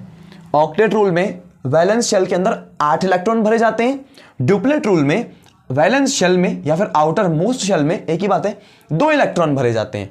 डी फॉर ड्यूप्लेट माने 2, ओ फॉर ऑक्टेट माने 8 इलेक्ट्रॉन। क्लियर? अब समझो, तो हाइड्रोजन और हीलियम में क्या होगा मुझे बताओ। ये जो है कौन सा शेल है सर? के वाला शेल। शुरुआत यहीं से होती है इलेक्ट्रॉन भरने की। तो अगर शेल, एकमात्र शेल यही प्रेजेंट है, तो यही सबसे बाहर का शेल है ना? हाँ सर। तो इसी को वैलेंस शेल बोलोगे या नहीं बोलोगे? हाँ सर, आउटर मोस्ट शेल है, यही वैलेंस शेल है। तो वैलेंस शेल में कितने इलेक्ट्रॉन है? 1 इलेक्ट्रॉन। तो ये क्या हो गया? वैलेंसी? नहीं, मैंने क्या बोला? नंबर ऑफ इलेक्ट्रॉन जिनको गेन कर सको, डोनेट कर सको या शेयर कर सको, वो या तो गेन करना पड़े या डोनेट करना पड़े या शेयर करना पड़े, वो इलेक्ट्रॉन्स आपके वैलेंसी कहलाते हैं। क्या इस 1 इलेक्ट्रॉन को आपने शेयर किया? अभी तक नहीं। क्या इस 1 इलेक्ट्रॉन को आपने डोनेट किया? नहीं। क्या इस 1 इलेक्ट्रॉन को आपने गेन किया? अभी तक नहीं। ये तो जैसे था वैसा का वैसा पड़ा हुआ है। सर, हाइड्रोजन और हीलियम में ड्यूप्लेट पूरा होता है, मतलब जो सबसे बाहर का शेल है, के वाला शेल, इसमें 2 इलेक्ट्रॉन आ जाएं। अभी कितने इलेक्ट्रॉन है सर? 1 इलेक्ट्रॉन। सर, इसको 2 बनाने के लिए क्या करूं? 1 इलेक्ट्रॉन एक्सेप्ट कर लो, माने हाइड्रोजन 1 इलेक्ट्रॉन को गेन कर लेगा, तब जाकर इसमें 2 इलेक्ट्रॉन भर जाएंगे। इसी को ड्यूप्लेट रूल बोलते हैं। ड्यूप्लेट रूल फॉलो हो जाएगा मतलब हाइड्रोजन स्टेबल हो जाएगा। तो यहां पर कितने इलेक्ट्रॉन की रिक्वायरमेंट है? 1 इलेक्ट्रॉन की रिक्वायरमेंट। काहे के लिए? ड्यूप्लेट पूरा करने के लिए। तो हाइड्रोजन 1 इलेक्ट्रॉन ले ले, माने गेन कर ले। तो बताओ नंबर ऑफ इलेक्ट्रॉन जिनको गेन किया गया कितने है? वो 1। तो in case of hydrogen number of electrons gained is 1, तो वही वैलेंसी हो गई। तो हाइड्रोजन की वैलेंसी 1 है। क्यों? क्योंकि हाइड्रोजन को ड्यूप्लेट पूरा करने के लिए 1 इलेक्ट्रॉन लेना पड़ा, एक्सेप्ट करना पड़ा, गेन करना पड़ा। हीलियम के पास 2 इलेक्ट्रॉन है। अरे यार, हीलियम के पास सिर्फ 2 इलेक्ट्रॉन है और के वाले शेल में है, तो यही तो सबसे बाहर वाला शेल है, outermost shell, valence shell. Valence shell में अगर 2 इलेक्ट्रॉन है, वैलेंस शेल में अगर 2 इलेक्ट्रॉन है, तो ये तो ड्यूप्लेट पूरा है। अगर हीलियम का ड्यूप्लेट पूरा है तो ये 1 इलेक्ट्रॉन को लेगा क्या? नहीं। अपने इलेक्ट्रॉन को देगा क्या? नहीं। अरे वो पहले से स्टेबल है ना, वो अपनी स्टेबिलिटी खराब क्यों करेगा? मान लो अगर ये किसी 1 इलेक्ट्रॉन को दे दे किसी को, तो इसके पास कितने इलेक्ट्रॉन बचेंगे? 1। क्या इसका ड्यूप्लेट बिगड़ नहीं जाएगा? ड्यूप्लेट बिगड़ेगा तो स्टेबिलिटी बिगड़ जाएगी। अगर 1 इलेक्ट्रॉन इसके पास आ गया तो ये काम पॉसिबल नहीं है, क्योंकि हीलियम के पास केवल 2 इलेक्ट्रॉन रह सकते हैं। तो इसके पास सबसे बाहर वाले शेल में कितने इलेक्ट्रॉन है? 2 इलेक्ट्रॉन। इसका मतलब इसका ड्यूप्लेट पूरा है, तो इसको ना तो इलेक्ट्रॉन डोनेट करने की जरूरत है, ना शेयर करने की जरूरत है, ना एक्सेप्ट करने की जरूरत है। तो इसकी वैलेंसी कितनी होगी? 0। क्लियर?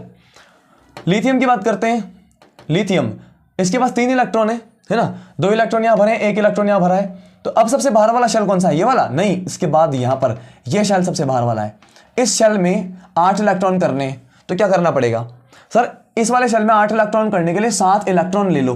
अब बात यह है कि 7 इलेक्ट्रॉन को इस तरीके से लेना काफी सारी एनर्जी लेने के बराबर है, क्योंकि यार इलेक्ट्रॉन एनर्जी का एक फॉर्म है ना?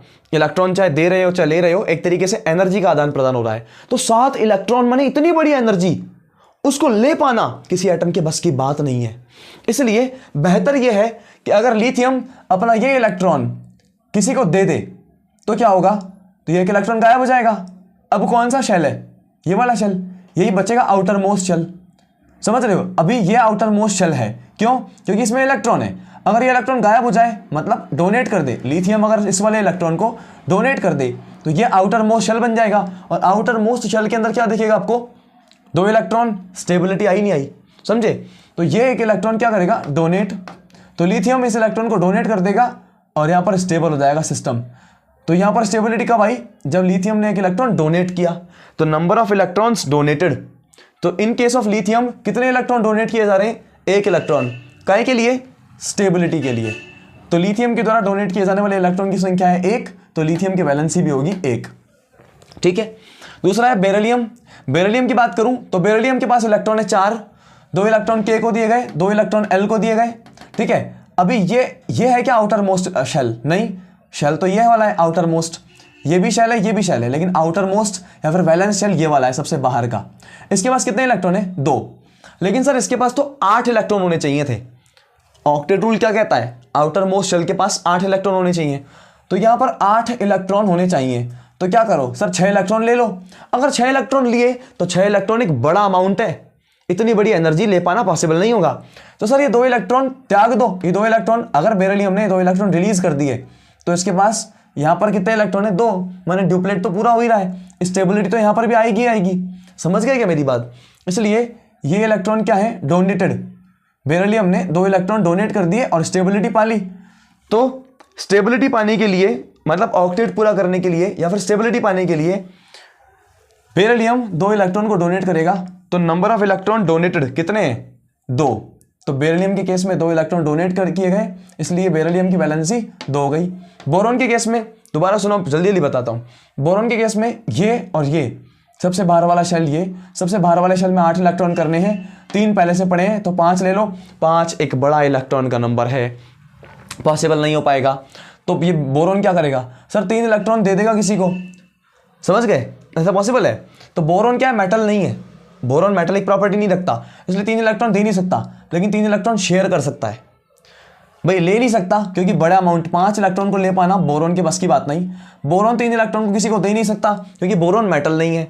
तो बोरॉन के पास जो 3 इलेक्ट्रॉन है उसको किसी के साथ शेयर कर लेगा वो, समझ गए। तो जब बोरॉन शेयर करेगा ना अपने इलेक्ट्रॉन्स को तब भी इसको स्टेबिलिटी मिलेगी। तो कितने इलेक्ट्रॉन शेयर कर रहा है, नंबर ऑफ इलेक्ट्रॉन्स शेयर्ड कितने, 3, इसलिए बोरॉन की वैलेंसी 3। कार्बन के पास 2 और 4, ये है आउटर मोस्ट शेल, यहां पर 8 बनाना है तो क्या करना पड़ेगा, 4 तो पहले से है, 4 इलेक्ट्रॉन ले लो, ठीक है।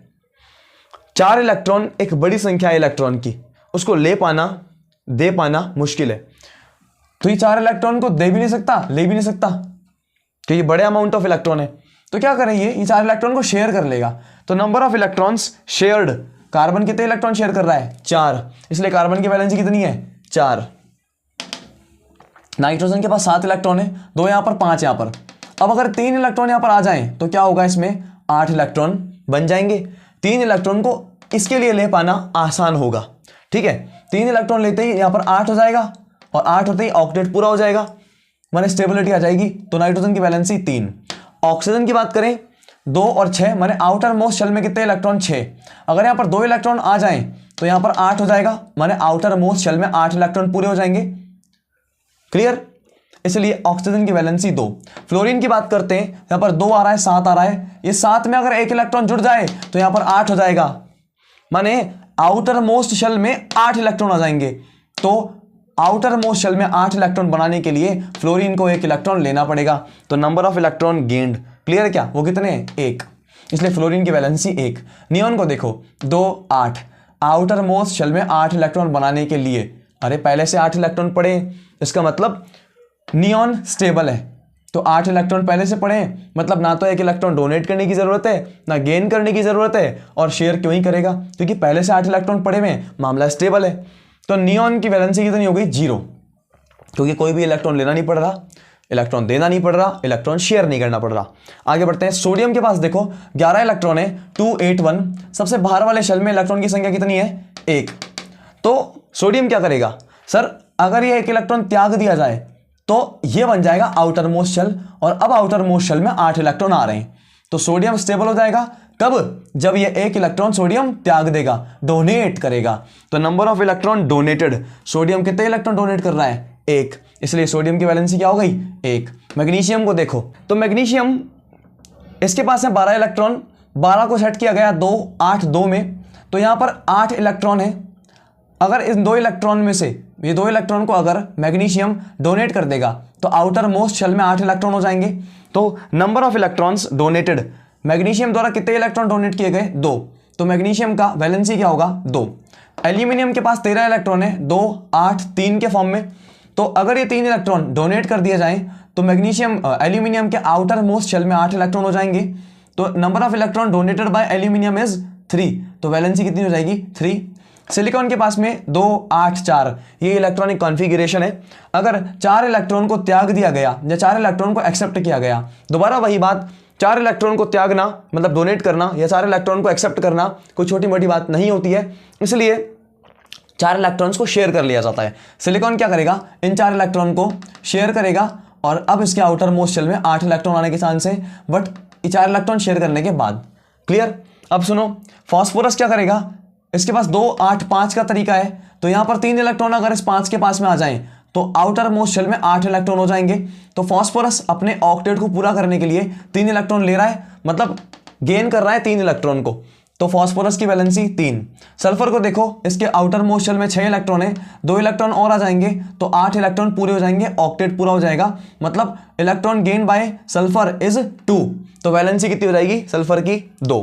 क्लोरीन को देखो, 17 2 8 और 7 इलेक्ट्रॉन वैलेंस शेल में। अगर 1 इलेक्ट्रॉन और आ जाए तो यहां पर 8 इलेक्ट्रॉन हो जाएंगे, मतलब क्लोरीन के पास में ऑक्टेट पूरा करने के लिए 1 इलेक्ट्रॉन लेना पड़ेगा। तो क्लोरीन की वैलेंसी कितनी है? 1। आर्गन को देखो, 2 8 और 8 आउटर मोस्ट शेल में कितने इलेक्ट्रॉन है? 8। क्या इसको ऑक्टेट पूरा करने की जरूरत है? नहीं, इसका वैलेंस शेल में पहले से 8 इलेक्ट्रॉन है, माने ऑक्टेट पूरा है। तो ना तो ये 1 इलेक्ट्रॉन देगा, ना इलेक्ट्रॉन लेगा, ना इलेक्ट्रॉन को शेयर करेगा। इसका मतलब कितने इलेक्ट्रॉन को शेयर कर रहा है? 0 को। कितने इलेक्ट्रॉन डोनेट कर रहा है? 0। कितने इलेक्ट्रॉन गेन कर रहा है? 0। तो मतलब ऑर्गन की वैलेंसी क्या होगी? 0। पोटेशियम को देखो, है ना, मैंने एक बात बताई कि पोटेशियम और कैल्शियम में ये इलेक्ट्रॉनिक कॉन्फ़िगरेशन है। इसका रीजन मैं आपको अगली स्लाइड पे दूंगा, बट अभी वैलेंसी पढ़ रहे हो, मैं आपको बता रहा हूं कि 2 8 8 1 अगर ये 1 इलेक्ट्रॉन को रिलीज कर दिया जाए तो आउटर मोस्ट शेल में 8 इलेक्ट्रॉन हो जाएंगे, समझे? तो पोटेशियम क्या करेगा? 1 इलेक्ट्रॉन डोनेट करेगा, ये वाला, तब जाकर ऑक्टेट पूरा हो जाएगा, है ना। तो पोटेशियम की वैलेंसी 1। कैल्शियम की बात करें तो 2 8 8 2 ये कैल्शियम का इलेक्ट्रॉनिक कॉन्फ़िगरेशन है। अगर कैल्शियम ने ये वाले 2 इलेक्ट्रॉन रिलीज कर दिए, डोनेट कर दिए, तो अब इसका ऑक्टेट पूरा हो जाएगा। सबसे बाहर वाले शेल में 8 इलेक्ट्रॉन आ जाएंगे, समझ गए क्या? तो बाहर वाले शेल में 8 इलेक्ट्रॉन आ गए तो डोनेट कितने किए? 2। तो कैल्शियम ने ऑक्टेट पूरा करने के लिए 2 इलेक्ट्रॉन डोनेट किए, तो वैलेंसी हो गई कैल्शियम की 2। ठीक है, अब बात करें सर एग्जाम में जो वैलेंसी है ये जो बहुत हैक्टिक लग रही है, सच कहूं तो हैक्टिक नहीं है, लेकिन इस तरीके से करोगे थोड़ा बहुत तो कंफ्यूजन होने का चांस है। उस कंफ्यूजन को खत्म करने के लिए हम एक सबसे ज्यादा यूनिक मेथड लेकर आए, वो है हमारा प्यारा सा ग्राफ। देखो, इस ग्राफ को हमने कुछ ऐसा बनाया है, 1 0 1 2 3 4 3 2 1 0 1 2 3 4 3 2 1 0 1 2।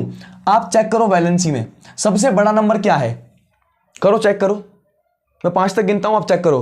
5। अब सुनो, ये 4 वैलेंसी 4 से ऊपर नहीं होती। क्या बोला मैंने? वैलेंसी 4 से ऊपर नहीं होती है। क्लियर? मैंने लिख भी रखा है वैलेंसी इज ग्रेटर देन 4 ना, नॉट पॉसिबल, क्रॉस मार दिया इस पे मैंने। ठीक है, मैंने वैलेंसी की संख्या 4 से बड़ी नहीं हो सकती। क्लियर? अब सुनो, इसलिए मैंने 4 यहां पर मैक्सिमम पीक बनाया है। एग्जाम में जब भी किसी एलिमेंट की वैलेंसी पूछे, ये तरीका मत लगाना, टाइम लगेगा। ये सीखने का तरीका था, अच्छी बात है अगर आपने सीख लिया तो, लेकिन मेरा मानना है डायरेक्ट काम करना। कैसे? ऐसे, हाइड्रोजन हीलियम लिथियम, ये सीक्वेंस याद होना चाहिए भाई, है ना। तो hydrogen helium lithium beryllium boron carbon nitrogen oxygen fluorine neon sodium magnesium aluminium silicon phosphorus sulphur chlorine argon potassium calcium. Clear? करना क्या है? 1 0 1 2 3 4 3 2 1 0 1 2 3 4 3 2 1 0 1 2 ऐसे करके सेट कर देना। ठीक है, बस यहां से 1 से लेकर 0 पे आ रहे हो, यहाँ 0 से लेकर 2 पर जा रहे हो, ध्यान रखना है। मतलब यहाँ 1 स्टेप है और यहाँ पर 0 से 1 1 से 2 2 स्टेप है। क्लियर? बाकी के बीच में 2 पीक बना दिए, 2 पहाड़ी बना दी, 1 स्टेप यहाँ पर, 2 स्टेप यहाँ पर। क्लियर? यहाँ मैंने हाइड्रोजन लिखा है, मतलब वैलेंसी 1।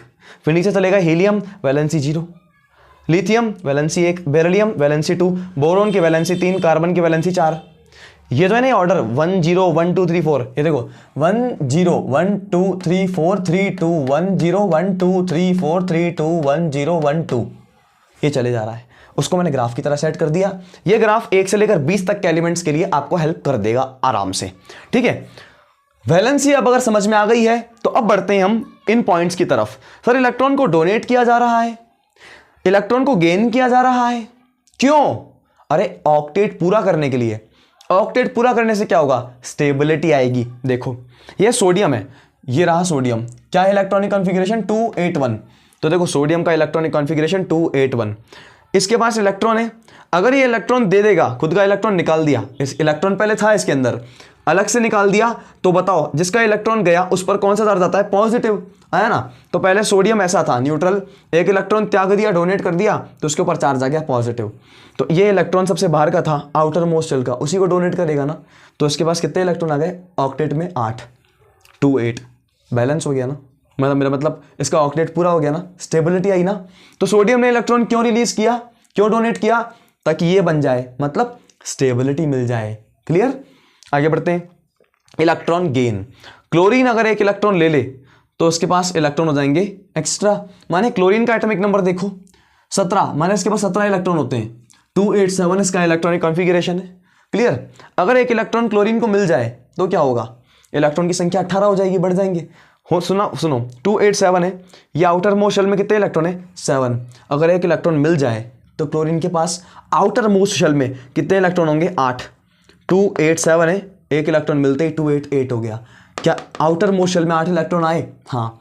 क्या क्लोरीन को स्टेबिलिटी मिली? हाँ। तो क्लोरीन ने इलेक्ट्रॉन क्यों लिया? ताकि आउटर मोस्ट शेल में 8 इलेक्ट्रॉन कर सके। तो क्लोरीन से क्लोरीन माइनस बना, क्या क्लोरीन माइनस बनने पर ऑक्टेट पूरा हो रहा है? हाँ। मतलब क्लोरीन ने एक इलेक्ट्रॉन इसलिए लिया ताकि आप स्टेबल कर सके अपने आप को, ऑक्टेट पूरा कर सके।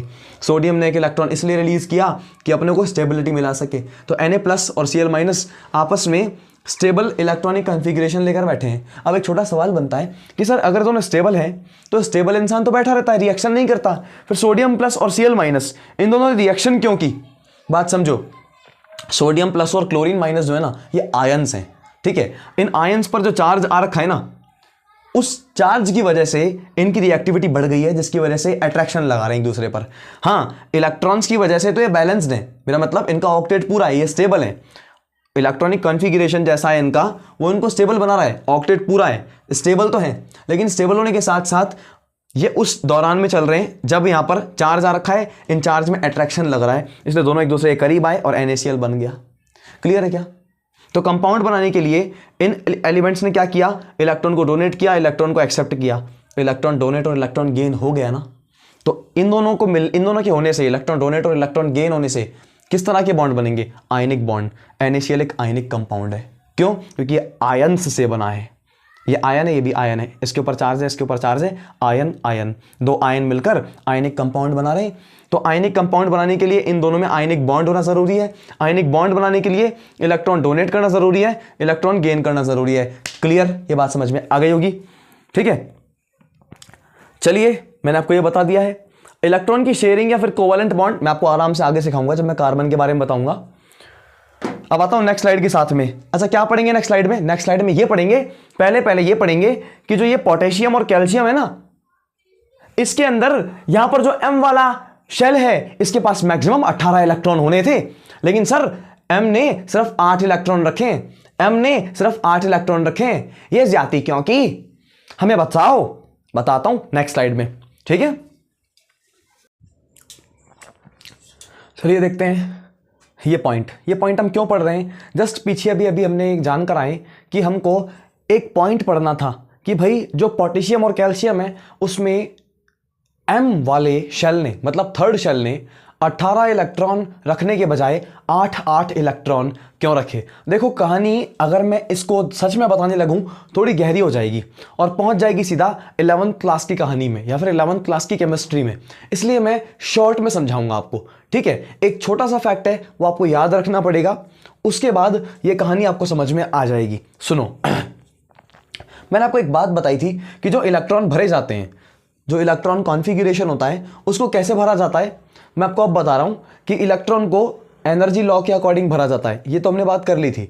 इसमें जानना क्या है कि एनर्जी लॉ में ऐसा सिस्टम है जिसमें कम एनर्जी वाले ऑर्बिटल में इलेक्ट्रॉन को पहले भरा जाता है, फिर ज़्यादा एनर्जी वाले ऑर्बिटल में, फिर उसके बाद ज़्यादा एनर्जी वाले ऑर्बिटल में। इसका मतलब इलेक्ट्रॉन को भरने का तरीका क्या होता है कि लो एनर्जी से हाई एनर्जी की तरफ आगे बढ़ा जाता है। क्लियर?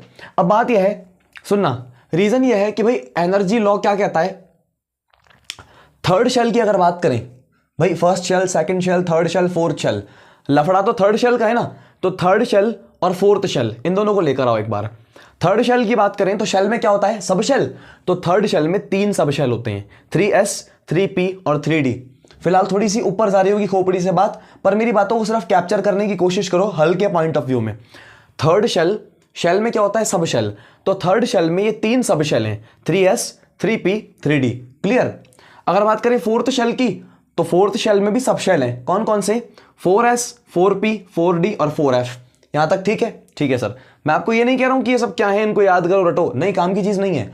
बस आपको ये समझाना चाह रहा हूं कि पोटेशियम और कैल्शियम में जो अपना थर्ड शेल है, मतलब m वाला शेल है, m, उसने 18 इलेक्ट्रॉन रखने के बजाय 8 इलेक्ट्रॉन रखे हैं। वो क्यों है? देखो, होता क्या है, एनर्जी के लॉ के अकॉर्डिंग 3d की एनर्जी 4s से ज्यादा होती है। क्लियर? माने 4s की एनर्जी कम है, उसके बाद 3d की एनर्जी ज्यादा है। ठीक है? तो इलेक्ट्रॉन कैसे भरने चाहिए, 3d के बाद 4s में या फिर 4s के बाद 3d में? सर पहले 4s में भर दो क्योंकि एनर्जी कम है, उसके बाद 3d में भर दो क्योंकि उसकी एनर्जी ज्यादा है। क्लियर? अब सुनो, तो 3s में इलेक्ट्रॉन भरे जाते हैं कितने? 2। इसमें मैक्सिमम 2 इलेक्ट्रॉन भरे जाते हैं। उसके बाद p में मैक्सिमम 6 इलेक्ट्रॉन भरे जाते हैं, d में मैक्सिमम 10 इलेक्ट्रॉन भरे जाते हैं। क्लियर? 10 इलेक्ट्रॉन भरे जाते हैं। तो थर्ड शेल में 2 और 6, 8 और 10, 18 इलेक्ट्रॉन भरे जा सकते हैं। यही तो बात हुई थी। थर्ड शेल या फिर m वाला shell, m shell, KLM, m क्या है, थर्ड शेल है, उसमें मैक्सिमम 18 इलेक्ट्रॉन भरे जा सकते थे। ऐसे 3s वाले सब शेल में 2 इलेक्ट्रॉन, 3p वाले सब शेल में 6 इलेक्ट्रॉन, 3d वाले सब शेल में 10 इलेक्ट्रॉन। लेकिन ये 8 इलेक्ट्रॉन तो हमने भर दिए थे, लेकिन 10 इलेक्ट्रॉन इसमें नहीं भरे थे, है ना। फिर हमने किया क्या था, सर इन 10 में से यहां पहुंचा दिए थे इलेक्ट्रॉन। गौर से देखो, 3d और 4s, एनर्जी किसकी कम है, 4s की। तो 3d की एनर्जी ज्यादा है, 4s की एनर्जी कम है, तो एनर्जी लॉ बोलता है पहले कम एनर्जी वाले को इलेक्ट्रॉन दे दो। ऐसा ही होता है ना। तो हमने पहले इलेक्ट्रॉन इसमें भर दिए। इसमें इलेक्ट्रॉन भरने का मतलब क्या है, फोर्थ शेल में इलेक्ट्रॉन भरना। समझ गए? 3d थर्ड शेल है ना, थर्ड शेल, उसके किसी भी सब शेल में इलेक्ट्रॉन भरते हो, इसका मतलब थर्ड शेल में इलेक्ट्रॉन भरते हो। फोर्थ शेल के किसी भी सब शेल में इलेक्ट्रॉन भरोगे, इसका मतलब फोर्थ शेल में इलेक्ट्रॉन भरोगे। तो जैसे कि मैंने बताया, ये आपको याद रखना पड़ेगा। फिलहाल इसका बनाने का भी तरीका है, इसको पहचानने का एक तरीका है कि 3d की एनर्जी 4s से ज्यादा क्यों है, लेकिन वो आप 11th में समझते हो, चैप्टर एटॉमिक स्ट्रक्चर केमिस्ट्री में। ठीक है? अभी हम आपको ये बता रहे हैं कि 4s की एनर्जी 3d से कम होती है, इसलिए यहां पर इलेक्ट्रॉन भर दिया, यहां इलेक्ट्रॉन भर दिया, लेकिन 3d की एनर्जी 4s से क्या होती है, ज्यादा। मतलब 4s की एनर्जी कम है, जिसकी एनर्जी कम होती है, एनर्जी लॉ के अकॉर्डिंग उसको इलेक्ट्रॉन पहले दिया जाता है, इसलिए यहां इलेक्ट्रॉन नहीं भरा जाता और यहां भर दिया जाता है। तो यहां भरा जाता है मतलब 2 इलेक्ट्रॉन भर दिए जाते हैं, फिर यहां भरा जाता है 6 इलेक्ट्रॉन हो जाते हैं, मतलब 8, यहां तक 8 इलेक्ट्रॉन हो गए। उसके बाद यहां शिफ्ट हो जाते हैं, मतलब थर्ड शेल को कितने इलेक्ट्रॉन मिल रहे हैं, 8। यह वजह है कि जो m वाला शेल है या थर्ड शेल है वो 8 इलेक्ट्रॉन रखता है। ठीक है? बस ये जानने के लिए मैंने आपको बताया। क्लियर? अब सुनो, first bond ionic bond complete. अब बात करते हैं कोवालेंट बॉन्ड की। अ टाइप ऑफ केमिकल बॉन्ड, मैं आपको शॉर्ट में बता दूं कि कोवालेंट बॉन्ड के लिए इलेक्ट्रॉन्स की शेयरिंग होती है। आपने देखा था आयनिक बॉन्ड में आयन बने थे, एक आयन पॉजिटिव था, पॉजिटिव आयन का मतलब इलेक्ट्रॉन त्यागने वाला, डोनेट करने वाला। एक आयन नेगेटिव था, नेगेटिव आयन मतलब इलेक्ट्रॉन लेने वाला, गेन करने वाला। तो इलेक्ट्रॉन को डोनेट करना, इलेक्ट्रॉन को गेन करना, ये दोनों प्रॉपर्टीज किसकी हैं, आयनिक बॉन्ड की। कोवालेंट बॉन्ड में क्या होता है, इलेक्ट्रॉन की शेयरिंग होती है। देखो हमने लिखा भी है, शेयर इलेक्ट्रॉन्स। तो a type of chemical bond where 2 और मोर एटम्स, क्योंकि एटम्स के बीच में ही तो बॉन्ड बनेगा, तो 2 या फिर 2 से ज्यादा एटम होंगे, उनके बीच में इलेक्ट्रॉन्स की शेयरिंग होगी, तब जाकर बॉन्ड बनेगा। इसी बॉन्ड को आप क्या कहोगे, कोवालेंट बॉन्ड। और कोवालेंट बॉन्ड नॉन मेटल्स के बीच में बनता है। कैसे, मैं आपको यहां पर एग्जांपल देकर बताऊंगा। काफी सारे जो हमारी बुक में गिवन है, ये सारे के सारे हमारी बुक में गिवन है, इससे ज्यादा नहीं गिवन है, और बोर्ड में भी इन एग्जांपल से ज्यादा आपसे नहीं पूछा जाएगा। चलिए आगे बढ़ते हैं। इन केस ऑफ कार्बन, अब क्या कार्बन को लेकर दो बातें बताई हुई हैं, कार्बन को लेकर ये दो बातें फर्स्ट सेकंड पेज पे लिखी हुई है बुक में, है ना। बात देखो, एक तो C-4 वाली बात और एक C+4 वाली बात, है ना, क्योंकि कोवालेंट बॉन्ड के लिए मैक्सिमम चुना जाता है कार्बन को, ठीक है। कार्बन की वैलेंसी कितनी होती है, 4, ठीक है। अब बात सुनो, C-4 आयन की बात करते हैं, है ना। जब हम इस आयन की बात कर रहे हैं तो हमने एक बार चुन लिया कार्बन नॉर्मल न्यूट्रल कार्बन, इस पे कोई चार्ज नहीं है। दूसरी बार हमने चुन लिया C-4, क्लियर। जब हम कार्बन की बात करते हैं तो इसके पास इलेक्ट्रॉन होते हैं 6, प्रोटॉन होते हैं 6 और न्यूट्रॉन होते हैं 6, क्लियर। लेकिन C-4 की अगर बात करें तो माइनस चार्ज क्यों आया, क्योंकि इसने इलेक्ट्रॉन लिया होगा। कितना माइनस आया, माइनस का 4, मतलब इसने 4 इलेक्ट्रॉन ले लिए होंगे। तो पहले इलेक्ट्रॉन कितने थे, 6, 4 इलेक्ट्रॉन ले लिए, तो अब इलेक्ट्रॉन कितने होंगे, 10। प्रोटॉन में कोई चेंज आया, नहीं। न्यूट्रॉन में कोई चेंज आया, नहीं, ठीक है। ठीक है, तो सर यहां पर पहले इलेक्ट्रॉन 6 थे और प्रोटॉन 6 थे, है ना। भाई न्यूक्लियस में कौन रहता है, हमारे न्यूक्लियस में ये प्रोटॉन और न्यूट्रॉन रहते हैं ना। न्यूट्रॉन पे तो कोई चार्ज है नहीं, न्यूट्रॉन तो न्यूट्रल होता है, 0 चार्ज होता है। प्रोटॉन पे क्या चार्ज होता है, पॉजिटिव। तो 6 पॉजिटिव लोग 6 नेगेटिव लोगों को रोक रहे थे पहले, ऐसे मान लो। मतलब कार्बन के न्यूक्लियस में जो 6 प्रोटॉन है वो 6 इलेक्ट्रॉन्स को अट्रैक्ट करके बैठे हैं, ठीक है। तो मामला स्टेबल है। लेकिन जब C-4 को देखा गया तो यहां पर न्यूक्लियस के अंदर 6 प्रोटॉन मिले, और 6 प्रोटॉन को इस बार 10 इलेक्ट्रॉन को अपने साथ बांधे रखना था। सोच के देखो, शेर बकरी वाला खेल होता है ना, जिसमें घेरे के अंदर बकरी होती है और बाहर पर शेर होता है, घेरे के बाहर। वो शेर क्या करता है, बकरी को खींच रहा होता है ना। अगर पाले के अंदर बकरी ज्यादा हो तो शेर अंदर खिंचा चला जाता है, और अगर पाले के बाहर शेर बढ़ जाए संख्या में तो बकरी अंदर से बाहर चली जाती है, ऐसा ही होता है ना। तो देखो, मतलब जहां संख्या ज्यादा है उसका बोलबाला है। यहाँ 6 प्रोटॉन 6 इलेक्ट्रॉन को खींच रहे हैं, हिसाब बराबर हो जाएगा भाई। लेकिन यहाँ पर 6 प्रोटॉन 10-10 इलेक्ट्रॉनों को खींचेंगे, मतलब 6 प्रोटॉन 10 इलेक्ट्रॉनों को ढंग से खींच नहीं पाएंगे, समझ रहे हो, ढंग से खींच नहीं पाएंगे, मतलब स्टेबिलिटी नहीं बन पाएगी। इसलिए C-4 आयन स्टेबल नहीं होता। यहां लिखा है हमने, it is difficult for the nucleus with 6 proton. 6 proton के साथ में इसके न्यूक्लियस को ये दिक्कत आएगी कि ये 10-10 इलेक्ट्रॉनों को कैसे अपने साथ अट्रैक्ट करे, है ना। इसलिए हम कहते हैं C-4 इज नॉट पॉसिबल। तो ये चीज पॉसिबल नहीं हो पाती। अरे ये चीज पॉसिबल नहीं हो पाती, इसका मतलब क्या है, इसका मतलब यह है कि कार्बन 4 इलेक्ट्रॉन को ले नहीं सकता। मतलब carbon can not gain 4 electrons, carbon gain नहीं कर सकता है 4 इलेक्ट्रॉन्स को। क्लियर हो गई ये बात, क्योंकि अगर गेन कर लेता तो यार ये पॉसिबल होता ना, लेकिन तो पॉसिबल नहीं है। रीजन आपके सामने, ये पॉसिबल नहीं है, इसका मतलब कार्बन 4 इलेक्ट्रॉन को गेन नहीं कर सकता। नेक्स्ट देखो, C+4 आयन, क्या वजह है कि कार्बन पे +4 का चार्ज आया है। अरे यार, कार्बन पर अगर पॉजिटिव चार्ज आया इसका मतलब कार्बन ने इलेक्ट्रॉन दिए होंगे। कार्बन ने इलेक्ट्रॉन दिए, कितने इलेक्ट्रॉन दिए, 4 इलेक्ट्रॉन, इसलिए तो +4 का साइन आया, +4 का चार्ज आया। चलो आगे बढ़ते हैं, पता लगेगा अभी। कार्बन पे इलेक्ट्रॉन कितने, 6, प्रोटॉन कितने, 6, न्यूट्रॉन कितने, 6। C+4 आया, इसका मतलब 4 इलेक्ट्रॉन दे दिए। इलेक्ट्रॉन पहले 6 थे, 6 में से 4 इलेक्ट्रॉन किसी को दे दिए, तो अपने पास कितने बचे, 2 इलेक्ट्रॉन। तो इलेक्ट्रॉन हो गए 2। प्रोटॉन के साथ कोई खिलवाड़ हुआ, नहीं। न्यूट्रॉन के साथ कोई छेड़खानी, नहीं। तो न्यूट्रॉन अब भी 6, बाद में भी 6, अब भी प्रोटॉन 6, बाद में भी 6, बस इलेक्ट्रॉन 4 दे दिए। C+4 तभी तो आया। बात करते हैं, सर 4 इलेक्ट्रॉन दे देना, अगर 4 इलेक्ट्रॉन, इतने सारे इलेक्ट्रॉन किसी को दोगे तो यार इलेक्ट्रॉन तो एनर्जी का एक फॉर्म था। 4 इलेक्ट्रॉनों की एनर्जी, हाय तौबा, इतनी सारी एनर्जी किसी को अगर इतनी सारी एनर्जी में दे दूंगा तो क्या ये मेरे लिए पॉसिबल होगा जी पाना, सरवाइव कर पाना। इसका मतलब अगर कार्बन अपने 4 इलेक्ट्रॉन किसी को देगा, इसका मतलब उसने अपनी हाई एनर्जी किसी को दे दी। तो ये बात पॉसिबल तो नहीं है कि कोई एटम अपनी इतनी सारी एनर्जी किसी को दे दे। इसलिए इतनी सारी एनर्जी देने के बाद जो C+4 बनेगा वो स्टेबल ही नहीं रहेगा। तो देखो, it will require high amount of energy to donate 4 electron.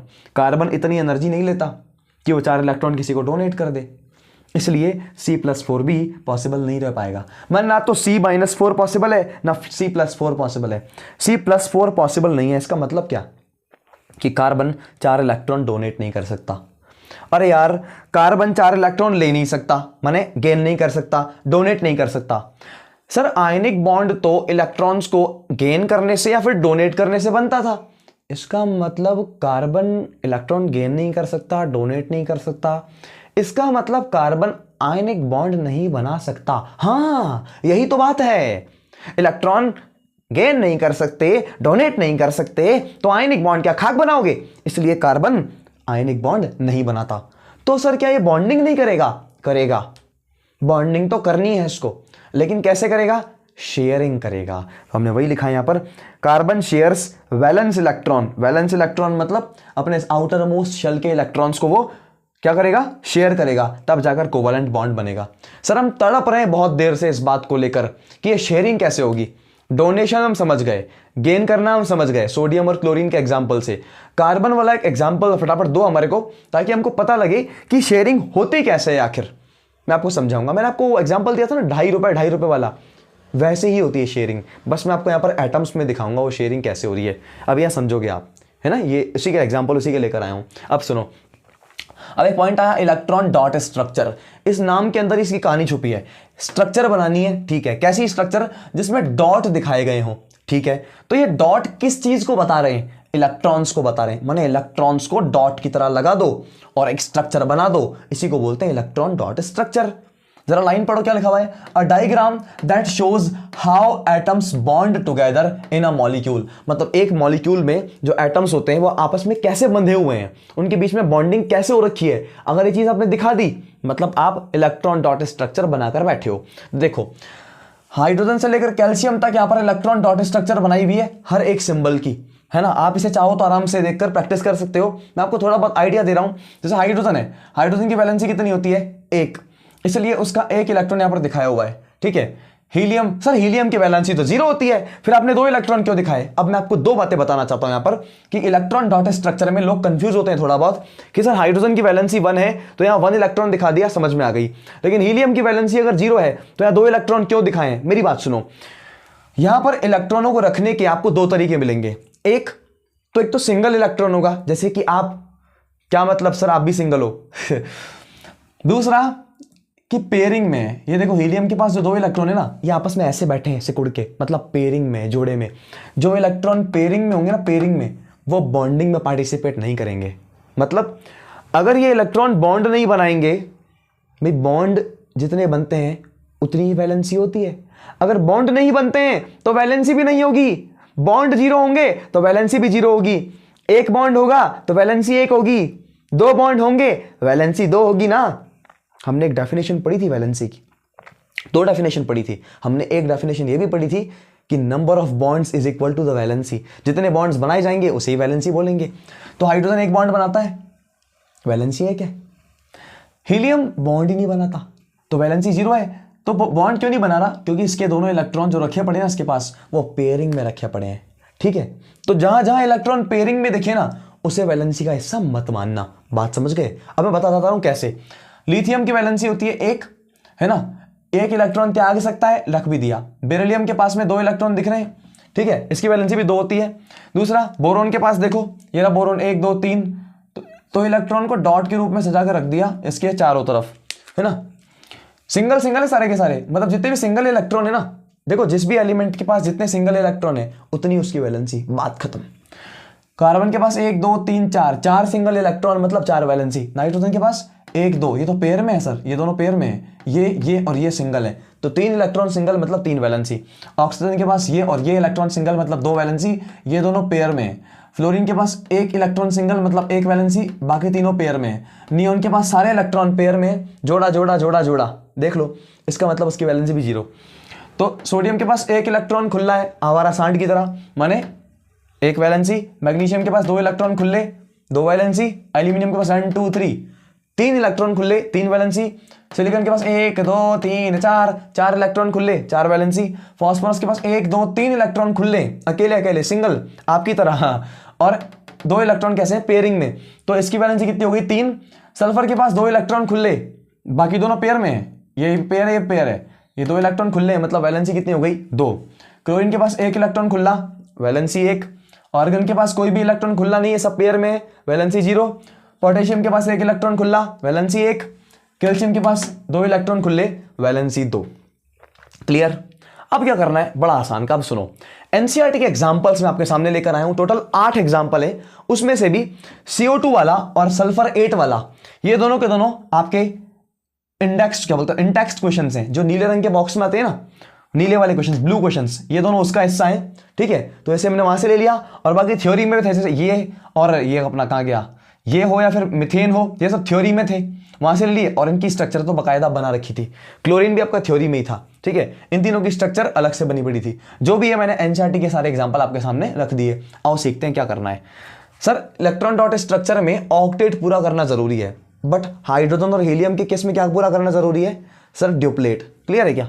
देखो, ये हाइड्रोजन है क्या, हाँ सर, क्या पूरा करना पड़ेगा, ड्यूप्लेट। देखो, ये हाइड्रोजन है, इसके पास एक इलेक्ट्रॉन, हाइड्रोजन की बात कर रहे हो तो कितने एटम है हाइड्रोजन के, 2, एक यहाँ रखो, एक यहाँ रखो। क्लियर? इसका इलेक्ट्रॉन डॉट स्ट्रक्चर बनाओ, जैसा ये वैसा ही है। इसका ड्यूप्लेट पूरा करना है, मतलब इसके चारों ओर 2 इलेक्ट्रॉन पूरे होने चाहिए। एक इलेक्ट्रॉन ये रहा, एक इलेक्ट्रॉन ये रहा। तो इसने इसको बोला कि ये भाई तेरा इलेक्ट्रॉन है ना, मेरे साथ शेयर कर ले। डोनेट नहीं कर रहा, एक्सेप्ट नहीं कर रहा, शेयर कर रहा है। तो जैसे ही शेयर करेगा, ओ भाई साहब, 2 इलेक्ट्रॉन पूरे। इस हाइड्रोजन के पास 2 इलेक्ट्रॉन आ गए, इसका मतलब डोनेशन हो गया, मतलब शेयरिंग हुई। 2.5 रुपये आपके, 2.5 रुपये मेरे, मिलके हो गए 5 रुपये। 5 रुपये की चाय आएगी, तो 5 रुपये हो या फिर उसकी चाय हो, इस पर दोनों का अधिकार है ना। समझ गए क्या? तो इसने जो इलेक्ट्रॉन है इसको दिया नहीं है, शेयर किया है इसके साथ। मतलब ये इलेक्ट्रॉन है तो इसका ही, बट इसकी शेयरिंग में जा रहा है। फिर ये इलेक्ट्रॉन है तो इस हाइड्रोजन का ही, लेकिन इसके साथ शेयरिंग में जाएगा। इस हाइड्रोजन ने बोला यार मेरे को भी ड्यूप्लेट पूरा करना है, एक इलेक्ट्रॉन मेरे पास है, एक इलेक्ट्रॉन तेरा, ले, तो मेरी भी ड्यूप्लेट पूरी हो गई।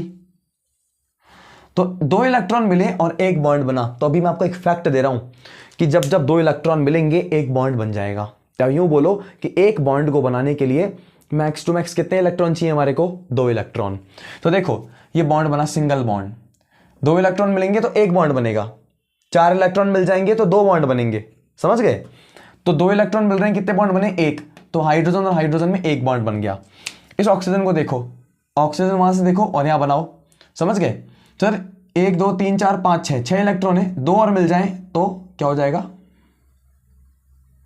ऑक्टेट पूरा हो गया। इसका भी सेम हाल, ले भाई बना दे।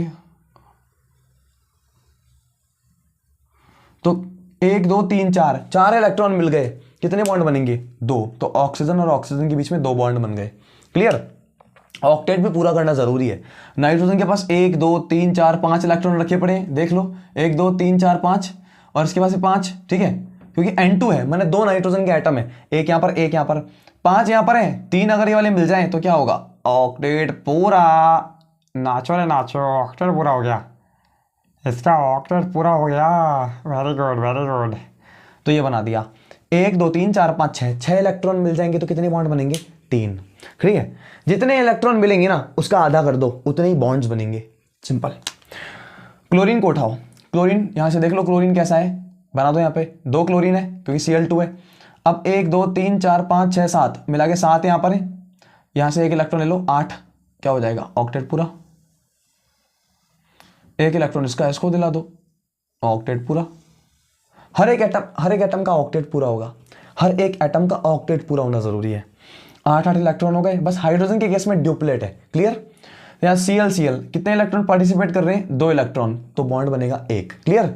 आगे सुनो, NH3 की बात करते हैं। ये N, ये H, ये HH, 3 H है, इसलिए एक एक एक करके लगा दिया। ये सही स्ट्रक्चर नहीं है जो आपके सामने बनी हुई है, प्रॉपर स्ट्रक्चर नहीं है, प्रॉपर स्ट्रक्चर कुछ और है। बस वही बात है ना, इतना ज्ञान आपको कहाँ मिलेगा, 11वीं क्लास की केमिस्ट्री में।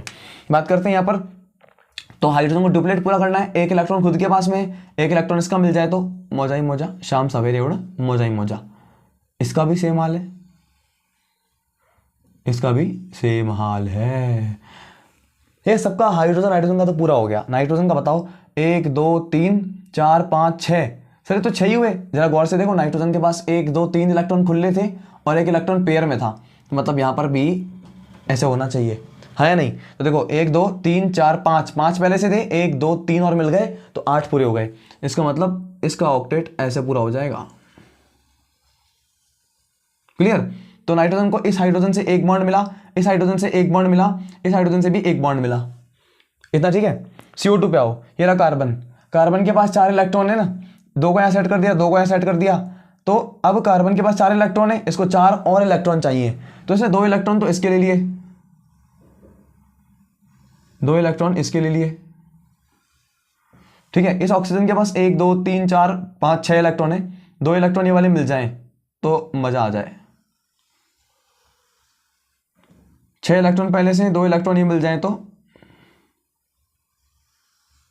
मजा आ जाए। ये हो गया अपना CO2। अब आओ मीथेन पर।